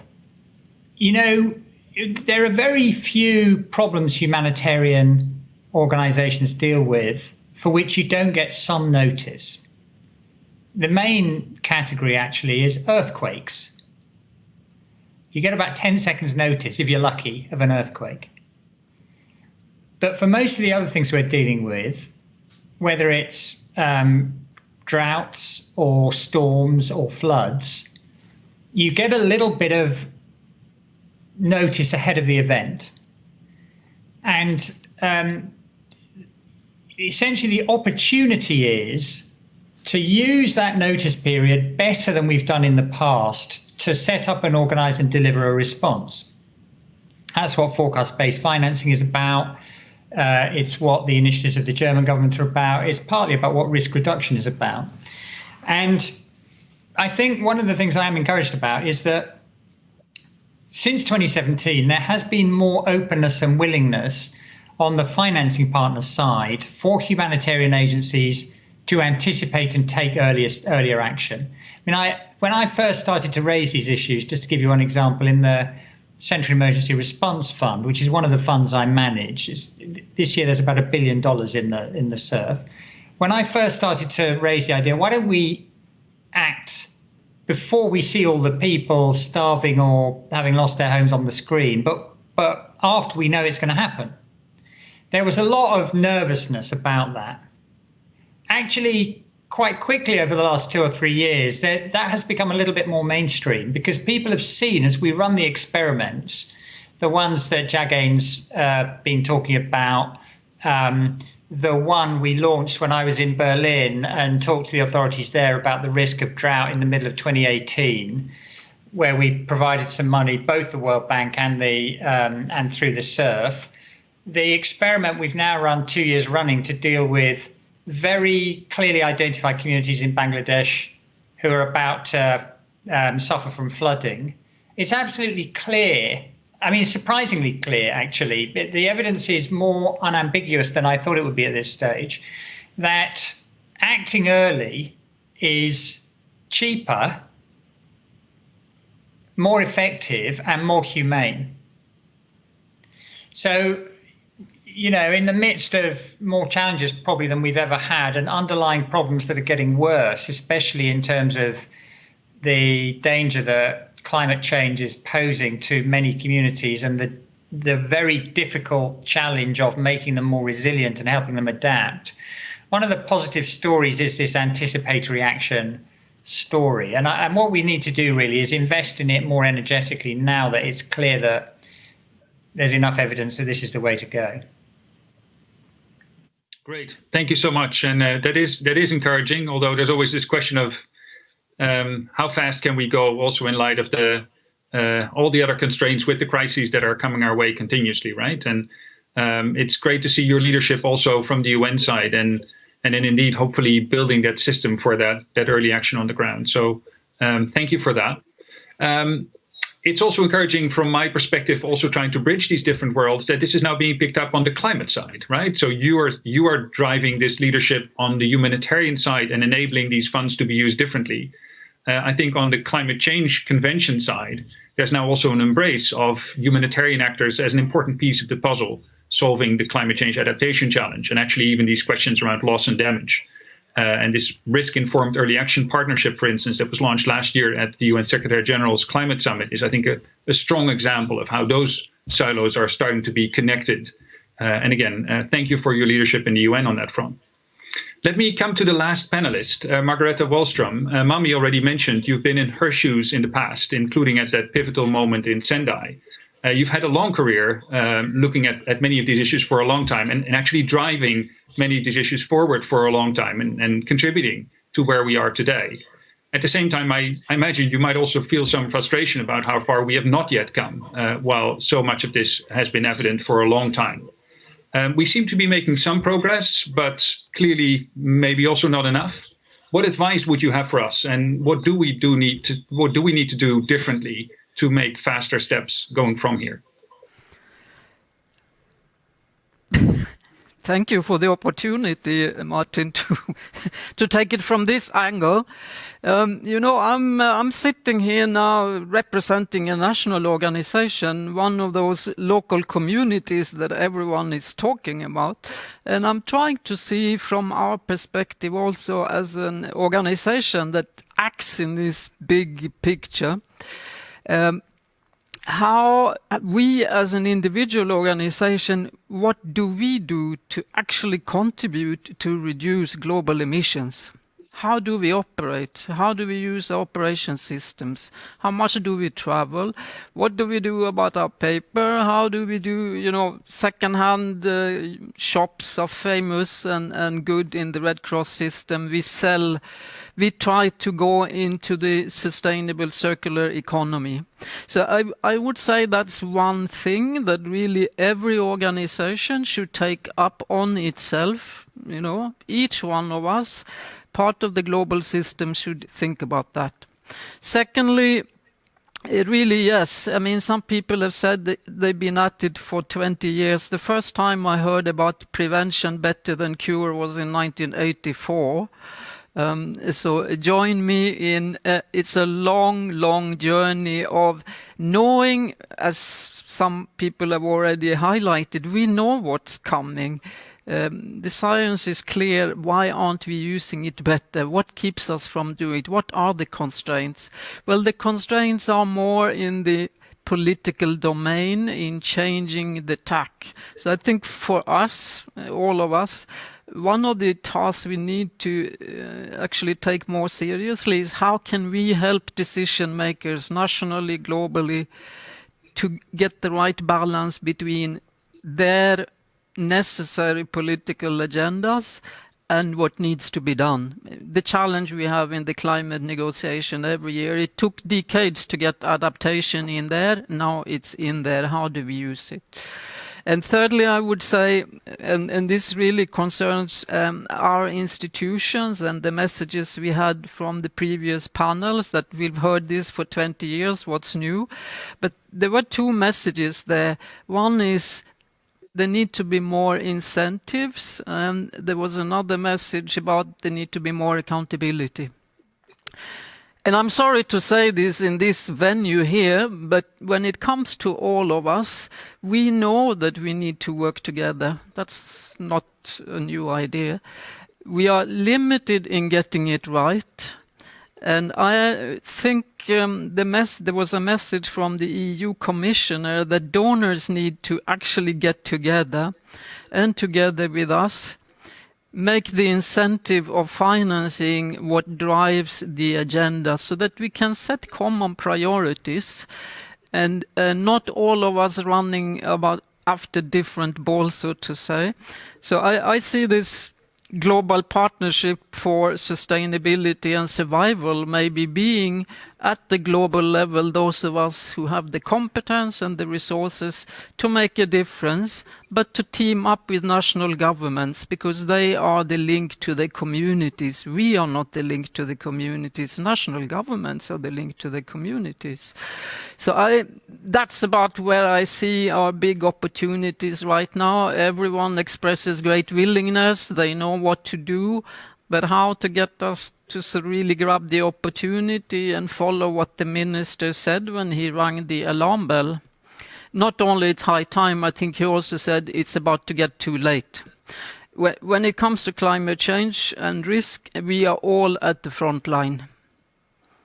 It doesn't matter where in the world we are all at the front line at different times, at different moments, but we are all facing up to these risks in our national and local context. I think thank you for the opportunity.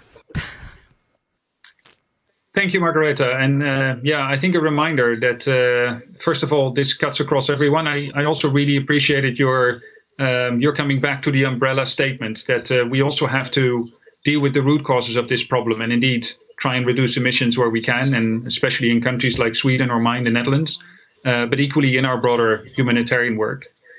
I wanted to come back to that question of what it takes also for governments. And we heard Lena Al-Sheikh in the first panel about those challenges in Sudan. One of the questions I might also ask Mark Lowcock, for instance, but any of the other panelists who would want to come in.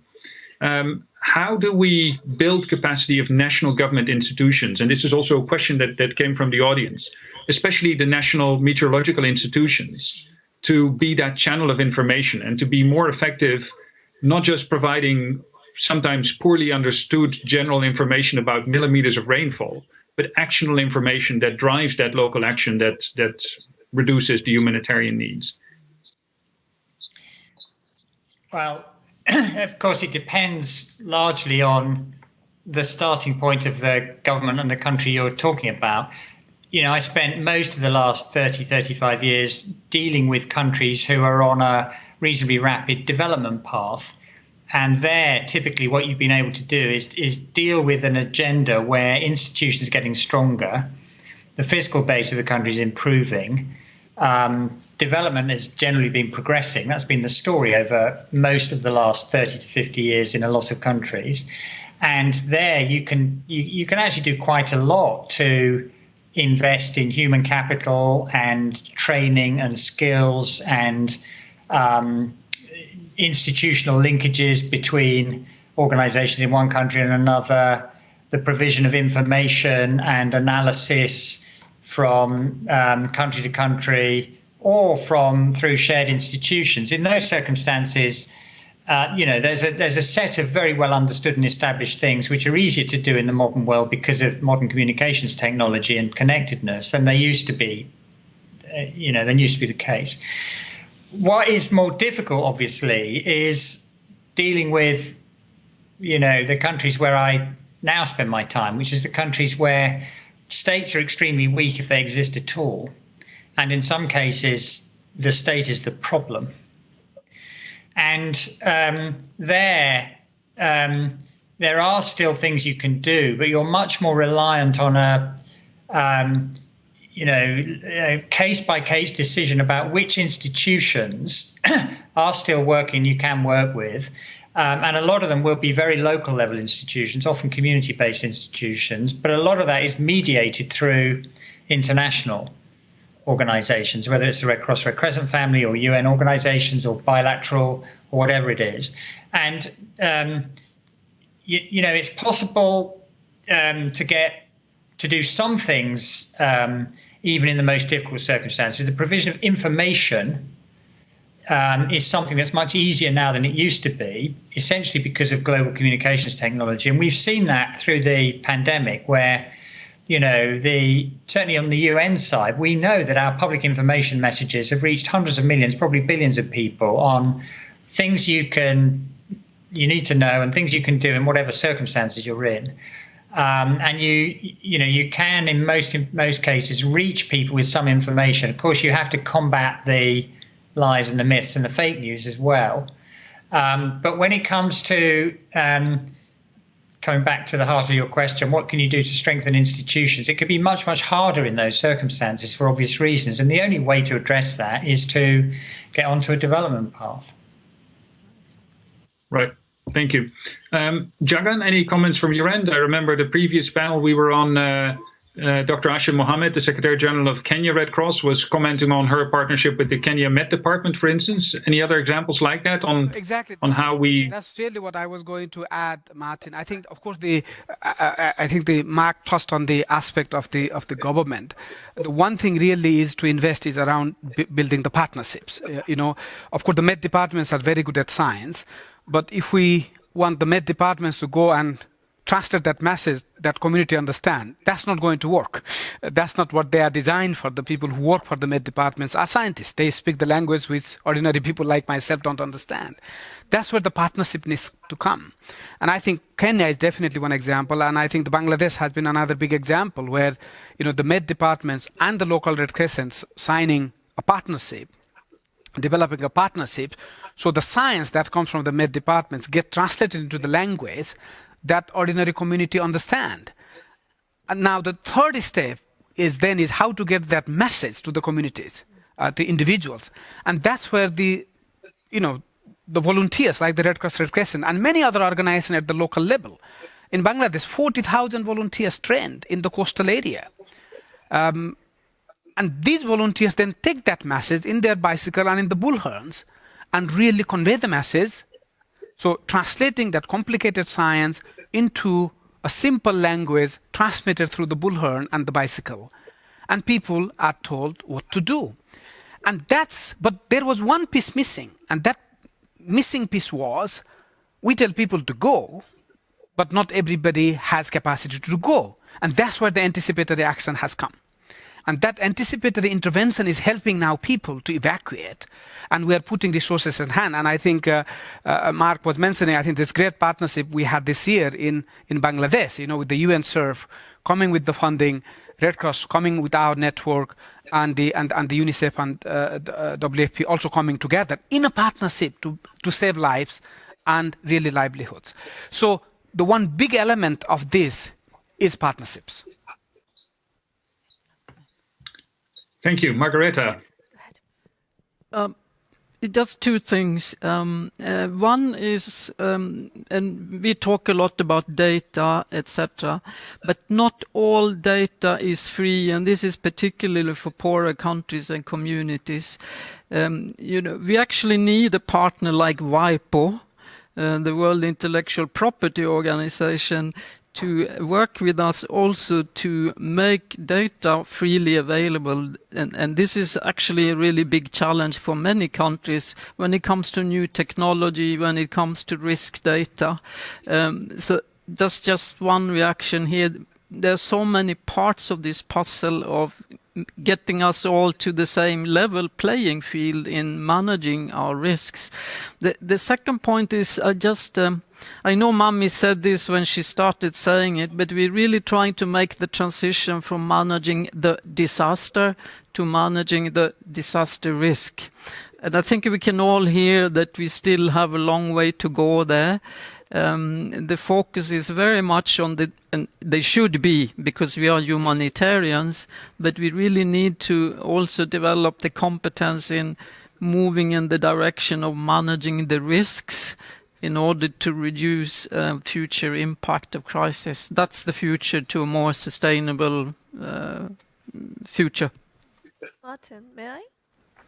Please. So I wanted to mention one concrete project that we're just starting, talking about partnerships. So we are going to work with public broadcasting unions around the world so that they know exactly what is the language, the communication that they should do, not only about forecasting, but also about disaster risk reduction.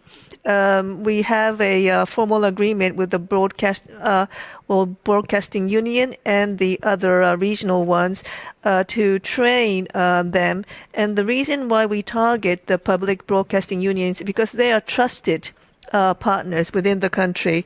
When there is so much fake news around us, people listen to them, but many times they don't have enough resources to be trained about these things, or even physically, right? The physical infrastructure is not good enough too. So we're also working with ITU on that one. So I think, as Jagan said, partnership, and absolutely, like Margareta said, moving more forward from preparedness, but also going into the realm of DRR with the partners. Thank you. Thank you so much. I think we're coming to a close with the panel with actually very concrete ideas, and I think that is a really strong ending for what I think has brought us a sense of urgency to address these problems. Clearly, a big challenge ahead of us. Some progress of things that are really going differently than a few years ago, but still also a long road ahead. But it's good to see the energy of the different initiatives and the concrete types of partnerships that are being mentioned there, and the concrete initiatives that are taking us forward. At the same time, clear reflections also coming back in some of these questions around the need then to walk the talk. So let's make sure we do that. And in addition, there was one additional comment I just wanted to reflect also. Coming to Margareta's point that we are in a way all in the front lines of these risks, but of course the notion that some people are so much more vulnerable than others, and both in being ready as a humanitarian system has always been to respond to the needs of those people when they are hit. We also need to prioritize those most vulnerable in anticipating and reducing risk. So with that challenge, I think we'll head into our final coffee break. I want to thank the amazing panelists. Those in the studio will stay with us to comment on the next round of cartoons that we will see right after the coffee break. But Mr. Bartlett, Mr. Lowcock, thank you so much for joining us and sharing your insights.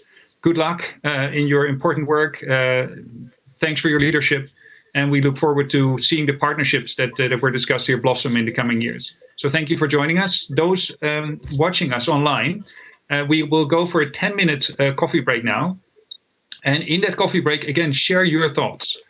We've seen some of your questions, but feel free to continue to keep them coming, but also your reflections and your points, your things that you feel the world needs to hear about this topic. We will then take a 10-minute break and be back at 5:40 Stockholm time. do come back. We will have 2 more sets of cartoons from our 3 cartoon artists, and then some final reflections also from our panelists, and closing remarks, including from the Deputy Minister of the Swedish Ministry. So I look forward to seeing you again in about 10 minutes.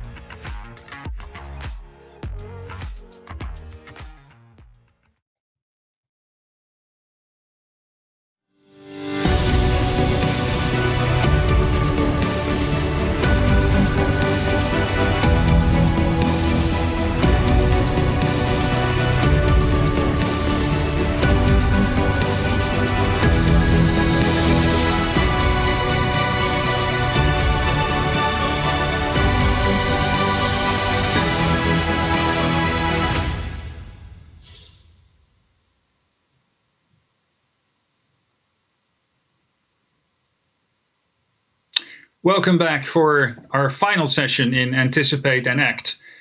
We've had such a rich afternoon with an amazing set of speakers. I hope you learned it as much as I did and enjoyed the discussions, which of course are always too short and in some ways will and should be never ending.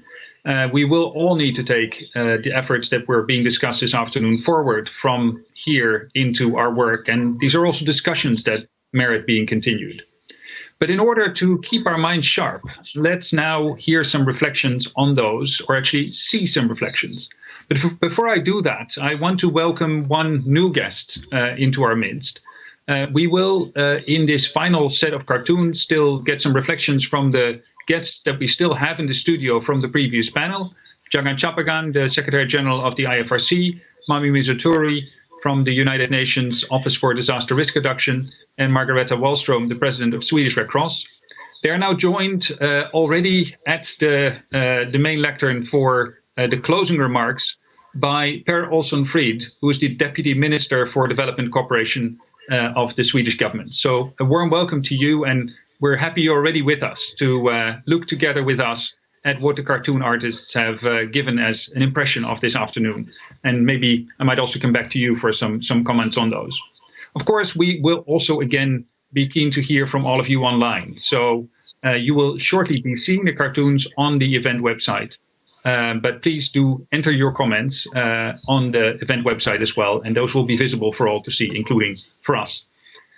So without further ado, let's go to the next set of 3 cartoons, which you will see all at once.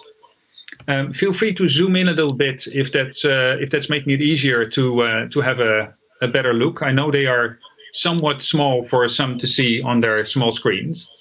So the first one on top, you see there is a big cup on top of a mountain, and the 2 people there are saying, "Of course, I'm clear on the big goal. It's the smaller goals that will get us there that are still unclear to me." I think there's a pretty deep message for all of us to continue to think about. Sorry, I'm having trouble with the zoom on my own screen. So the next one is a big one on accountability. And the comment there is, "See, you can't lift it either, so I guess it's neither of our problem." Again, food for thought. And then finally, on the right-hand bottom side, you see a set of 2 bottles, a $1 bottle with sunscreen and a $7 bottle with after-sun ointment. Again, I think the message is pretty clear. Take a moment to reflect on these 3. Type in your comments. And then if I may ask anyone on the panel, would you like to give a reflection? Which one do you like best? How do these speak to you?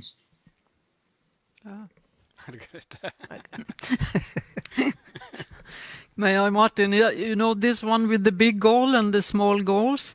I will just share with you, all of you, a story from when I started the job on disaster risk reduction. I started going to visit communities that had disasters 10, 15, 20 years ago, just to understand what was still left with them. What do they remember? What did they learn from the disaster?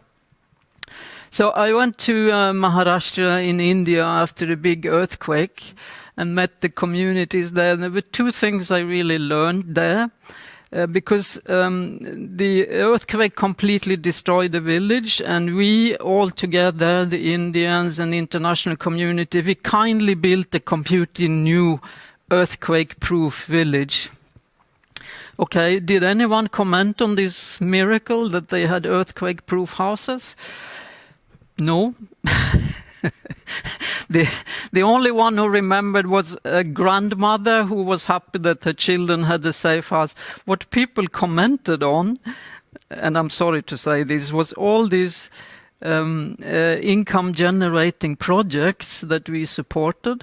They said, you know, we were all sitting along the road selling things to each other, and in the end there were no gain for us because there was no market. I think we've learned something there, and they had as well. And finally, linking to climate change, there was a huge meeting with all the women in the village. we were discussing, and my final question to them, someone like me who is sitting in offices in New York, is there anything that I can do for you? So guess what they said? They had told us about the harvest losses, etc. So they said, well, what you can do is you can help our voice getting through to our government. See? This enormous gap between people's knowledge, their very clear understanding, they know, but they have nowhere to bring to the institutions that can impact their situation. That's the small goals and the big goals. Yeah, powerful story, Margareta. Thank you for sharing. Any other comments? Okay, thank you. I'd like to comment about the orange and blue bottles, because obviously I think it's about if you invest $1 in prevention, then you save $7 up to.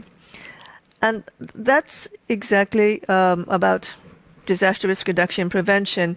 Now, as the Commissioner Janacek mentioned, and other people, the reason why, among others, prevention is now so important and urgent is this huge gap between the humanitarian need, which is just going up and up and up, and the humanitarian response funding that goes in there.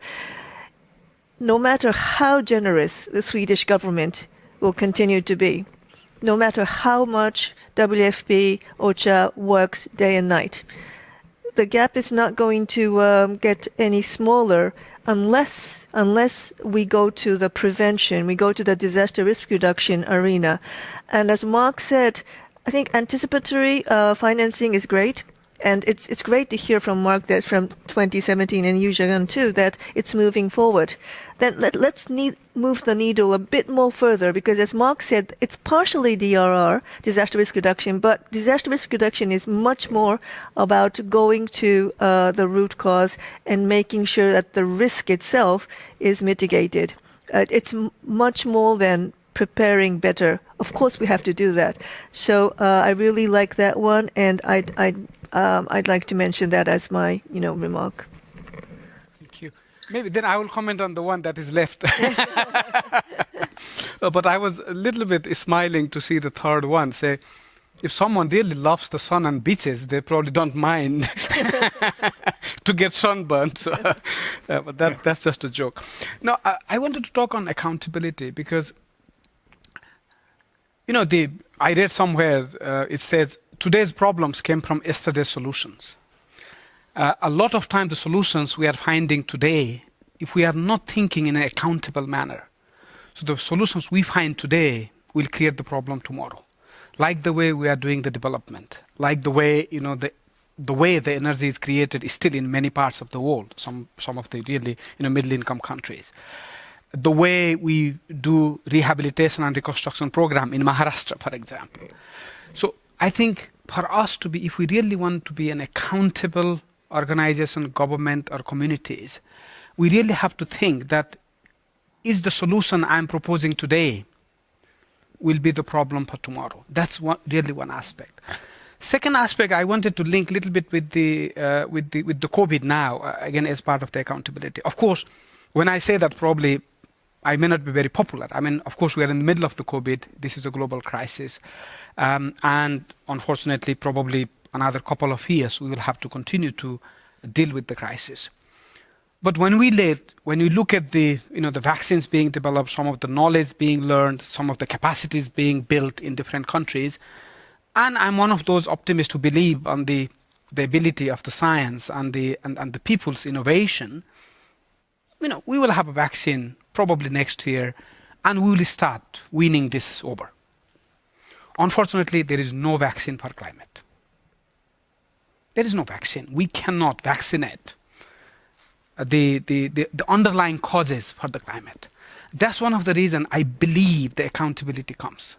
If we don't take this issue seriously.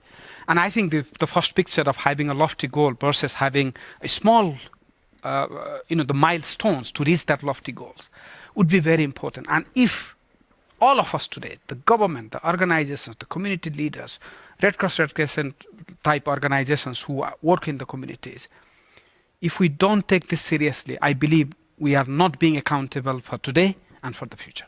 So that's why I really like the point too. Thank you so much, Jagan, and a very good reminder also about being critical about our own solutions. Quick reflection from my side, in the Intergovernmental Panel on Climate Change, this body of scientists, we're now working on the next big assessment, these big books that collate all the knowledge about climate change. And 20 years ago, our focus was very much on what's happening in the atmosphere, what is changing in temperatures and extreme rainfall and storms and so on. Gradually, we started to shift to understanding that risk by combining it with exposure and vulnerability of people, societies, communities, understanding what we can do, like we were discussing today, to cope with those risks. But we're now realizing that we need to add an additional dimension of the solutions and the risks they pose. So how does the way one person manages risk affect the risk someone else is facing? A seawall for a city may actually destabilize the coast a bit further down for someone else. And we've already seen in 2010 that well-intentioned efforts to create biofuels were competing with food production and actually aggravating a food crisis that people were then facing in Africa. So this is part of our reality, and I think comes back to this point that Mami made before about looking at risks from a very systemic perspective, and then indeed bringing it down to the risks facing individual people, the most vulnerable, and how they're all connected. And I'm thinking about solutions that will work for the longer term. So thank you so much for that reminder. I realize I did not see Per because he's not seated in the same panel. But Per, did you have a reflection on this first set of cartoons? Well, sure, Maarten, thank you. And let me start by saying I really enjoyed the cartoons during this meeting. And they've been such an efficient way to summarize the message or the messages coming out of the panels. I really enjoyed it. But when I look at these three, I mean, they're all very spot on, I think. But I also, my mind is also stuck with the accountability cartoon. Because I think accountability is so key for us to be able to move forward. And it shows the importance of us working now in a multi-stakeholder way, so that we have involved with governments, with multilateral organizations, that we involve civil society organizations, private sector, so that we can hold each other accountable for actually moving now from commitments to accomplishments and move this agenda forward. But it also shows how this is not an agenda that exists in a vacuum, but it's related to so many other trends that is now happening globally. Because if we don't have freedom of journalists, freedom of the media, if we don't expand the space for which you can engage in civil society, there's not going to be anyone that can hold decision makers accountable. So when we expand now to move to be one step ahead instead of one step after in working with disaster risk and climate change, we also need to make sure that we move ahead on creating that more democratic space where people can be held accountable. Because that is, I think, when we are successful in actually moving, transforming our joint commitments forward. Thank you so much. And another good reminder. Let's head to the final set of cartoons. We have 3 more to go. Oh. And again, I'm keen to hear all of your reflections. So you will see 3 more, the final 3. The top one from Kendra is showing a table, and you see some tools on it, and then a proud person saying, "I've been talking all day about fixing things with that hammer." And then a second person saying, "So admirable." Again, I think this is a burden on all of our shoulders to take away after this afternoon, to really put to practice what we preach. Thank you for that reflection, Kendra. And then the next one at the right bottom. Sorry, I'm just scrolling through my own screen here.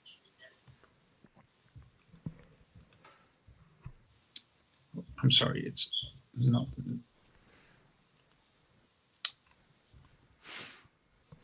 Oh, my apologies. The first technical hiccup of the afternoon on my screen side. So, the spirits say you have all the data. I can't read it. I'm sorry. Yeah, I just cannot scroll to the bottom of the page. I hope you can read the text that comes with that crystal ball. Do you want us to read it to you, Maarten? If you can read it aloud, that would be fantastic.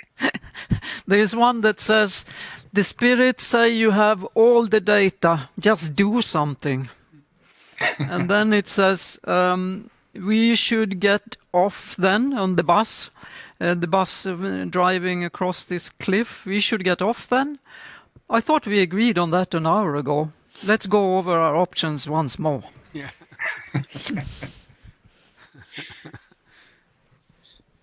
I have a sense the cartoonists are starting to send us a very strong message toward the end of this event with all three cartoons. Yes. Yeah. Who would like to comment first? We heard you. That's really the comment. I think that cartoon that Margareta just read out tells us that let's not end this event today saying, okay, we had a great event, and then say, fine, and go home, right?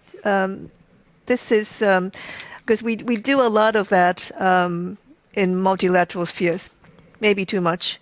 So this should be a time when we go back, really, a bit, as you mentioned, Jago, a very modest way with humility, and then make this a start.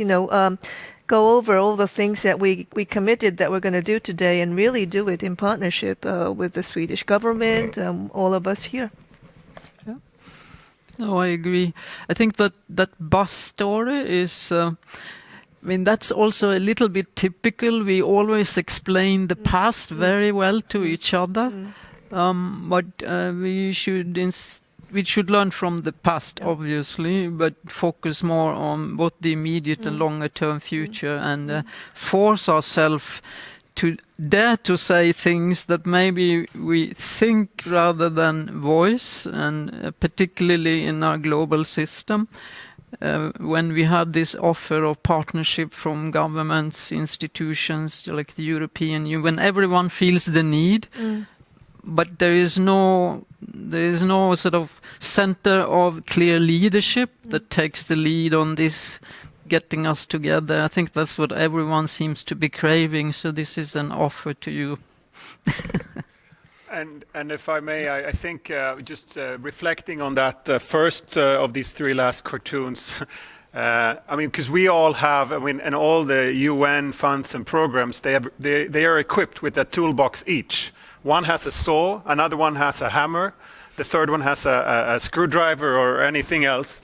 And we come together to these discussions, and we decide that we need to combine those tools to actually be able to build something. But when we go back home, we're still stuck with the old toolbox. And I agree with Madame Mizutori now when we come back from this meeting, it's time to adopt and to update the toolboxes that we have to make sure that we can make progress. And I think, again, these cartoons have spot on, being able to summarize the message that need to come out of here, both from the panels, but also from all those participants that have been able to comment, because they have also put a spotlight on exactly this challenge that we now have to agree to tackle after this event. No, I think. Thank you so much. For me, it's very, very clear message, and probably this cartoon sort of summarizes what we should take forward. I think from the Red Cross Red Crescent side, the 3 points I want to really commit, and these are commitment. These are just not the talk. Is really walking the talk on the local actors, community investment, and this is something as an organization we are committed, and we will continue to invest on that. The second is, while of course we have to react when the disaster happens, but we will invest more on the anticipation. I think we have already made some great progress, and I think Maarten is here. He has been one of the great help to bring that body of knowledge and the research. We will increase on anticipation. And I think the third element is we will continue to bring the humanitarian, development, and climate forces together, because without breaking that silo, we are not going to make the type of impact we have to make. So I'm sure this has been heard many times before, but I really want to make that commitment from the Red Cross Red Crescent side as a Secretary General, that these things, the 3 things we talked about today, are our commitment. Thank you. Thank you. Well, with those words, I'm afraid I have to bring this final cartoon session to a close, and also then thank our great panelists still with us here, Jagan Chapagain, Margrethe Wallström, and of course Mami Mizutori, one of the conveners also of this event. Thank you all so much for sharing your insights, for being honest and open, reflecting also on the challenges posed to us. I also want to thank the cartoon artists who've been with us all afternoon, drawing away. They'll be completing a few of these in a more refined format for those who have attended today to use in the future as well. So they may be freely shared online and on social media with, so the ones you see now with a very clear draft, not for publication watermark. We will then make the finished cartoons available for non-profit and non-commercial uses at no cost, provided there is proper credit, of course, to the artists at the bottom of the image file. And that might allow all of us to use these cartoons also as reminders in our own organizations wherever we go, and maybe in the future high-level meetings that we will attend as reminders to, first of all, draw the knowledge that we saw before, but also these reminders to walk the talk. So Kendra Ellenby, Betje, and Pat Burns, thank you so much. You saw the strong reactions from the panelists. I saw the strong reactions also from the audience online. We will be in touch, continue to work on these cartoons. But thank you so much for your contributions to this this afternoon. A virtual applause to all of you. With that, we go to the final wrap-up and conclusions. I'll come to Per Olsen-Fried again in a moment, but let me share a few of my own reflections from today. And I'll try and be brief because I could never do justice to all the richness. As I mentioned earlier, the recording of this event will be available. We'll also be sharing some meeting notes with more details for everyone to use. But clearly, and it could not have been clearer also at this time, we are in a time of rising risks and a time of systemic risks where the compound nature of risks is more visible than ever before. This meeting that I'm now attending virtually would have been in Stockholm as a physical event. I think that also illustrates what we've heard a lot this afternoon about glasses being half full or half empty. So we are struggling to deal with the current COVID pandemic. And it's a pity for me not to be in Stockholm. Actually, wanted to show you this. My grandmother is Swedish, so I would have loved to be with you in Stockholm today. At the same time, I think we've done amazing with the technology that we've used today to actually reduce the carbon footprint of the event that we've had today, but also enable many more people to participate. In the Red Cross Red Crescent last month, we organized a virtual climate summit, which had 10,000 people attending. And we had, I think, 100,000 tons of carbon saved compared to having all those people together in Geneva. In practice, what would have happened is that only a subset, and actually a privileged selection of the people that attended now would have attended that meeting. So we have had richer discussions and better discussions in a way, partly because we have been creative addressing the constraints that we faced. So I want to thank the Swedish Ministry for your flexibility to still host this important event and bring this topic to the fore for the global attention it needs, but also to do it in a way that allowed us to have it still, but also in a way that allowed many more to participate, actually. And I think that's then also a glass half empty, glass half full challenge, but also opportunity that I think came so strongly from the panels. We heard calls for breaking silos, but we also saw examples of how silos are already being broken. Between the humanitarian and development world, the climate world, we heard examples of silos being broken between different international organizations, but also between different actors at the national and subnational level. And the notion of partnerships being so central. And we need much more of that, and we still fail, but there are also many very exciting examples to get inspiration from. And those partnerships in particular have already enabled us to now act on science, linking science to action and actually enabling that action on the ground, especially in the most vulnerable contexts. The 60 countries or so that Jagan mentioned between the actors, even around the table here today, are a strong example that this agenda is moving really rapidly.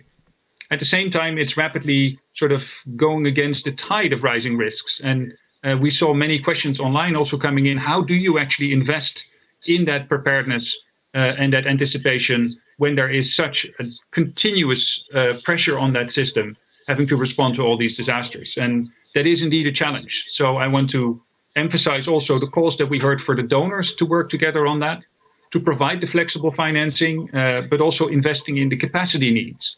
This is not something that we can only do if we have flexible financing where we can allocate some of the money that was otherwise spent on relief for a bit of action beforehand based on a forecast. It also requires us to build national institutions that can process that information, that can bring it to that last mile, to those local people, and build their capacity to act on it. And finally, and again, the last cartoons were the strongest reminder we could have had. It's about walking the talk. And I want to reiterate what Peter Eriksson said at the beginning, what Margareta repeated at the end of the last panel. That also starts with reducing our emissions. Again, I'm proud of the fact that we had this event to a large extent virtual. That itself is a contribution, but there are many more ways in which we need to do that. We need to be working together better. And despite all the good atmosphere, I think we still have some ways to go, also bringing these international actors to work together more efficiently. We are seeing good examples, but we've got more work to do. In particular, that working together needs to cross all the way down to those local communities and involve that last mile. And Jagan, it was great to hear your very concrete commitments, and I've seen your leadership in practice. So that's very encouraging. And I know many of us around the room today will share your enthusiasm and your commitment. Finally, we need to step up. Despite many challenges in the real world, and especially in this year of COVID, we're facing those challenges very physically. Again, the reason why we're not even together physically today in Stockholm, but clearly a much bigger challenge when you have to respond to a disaster, or like we did in the case of Cyclone Amphan in Bangladesh, and we had to move people out of harm's way for that storm to a larger number of shelters so that they could be more or less socially distanced and then provided with protective material in those shelters. It's making the work of dealing with disasters in response, but also in anticipation and preparedness, even harder. But COVID, as Jagan also said, will move away after a while. But there's no vaccine for the climate crisis. I love that catchphrase. So we will be facing increasing challenges in a time of constrained finance. And I know several of the donor agencies are already facing that crunch, where they have spent some of their money dealing with the crisis that we're facing this year and already facing constrained budgets. I think one thing that is clear from today is we need that investment. We need it to go to the solutions that will actually be effective, and those are systemic solutions that will not only allow us to get through this pandemic, not only allow us to prepare for one specific climate risk, but actually systematically increase the resilience of our communities and societies. I want to thank everyone who contributed their thoughts and energy and ideas to this, but I want to challenge all of us to now walk the talk. Finally, I want to thank all of the organizers. And I know, again, this has been a challenge for the Swedish ministry, Bengt Bedeke in particular. You've been a leading light, bringing us together, making all of this happen. But also Lena Hansen, Margot Curl, for instance, the technicians who've made the virtual platform work. It's been great working with all of you, and thank you for making this day possible. Thank you once again to all the panelists. And now, for some final closing words, let me hand over to Per Olsson-Fried, the Swedish Deputy Minister for International Development Cooperation. Well, thank you, Maarten. And from our side to you, what a fantastic moderator you have been. Thank you for guiding us through this day and creating such a dynamic atmosphere and environment in this hybrid panels with people being in this studio physically, being with us from all over the world virtually. You have truly done an amazing job creating this afternoon for us. And it has been an amazing afternoon. And thank you for your excellent summary of what has been said during the panels today. Today we've learned a lot about challenges and what can be done. And that was also the point, because we need to be better informed. And the less we're caught by surprise next time, extremes, weather events, the more we know on beforehand, the better we can prepare ourselves and reduce impact and prepare for a better response. Not least, we need to support those countries hardest hit by climate change. We have heard today about floods, about droughts in the Horn of Africa, but there's no region that is spared from the impact of climate change. Sweden is currently one of the largest donors of climate aid, but globally we need to step up. More global efforts, and global efforts must increase. We need to prepare ourselves better for the next climate-related humanitarian crisis. by anticipating, reducing, and managing risk better.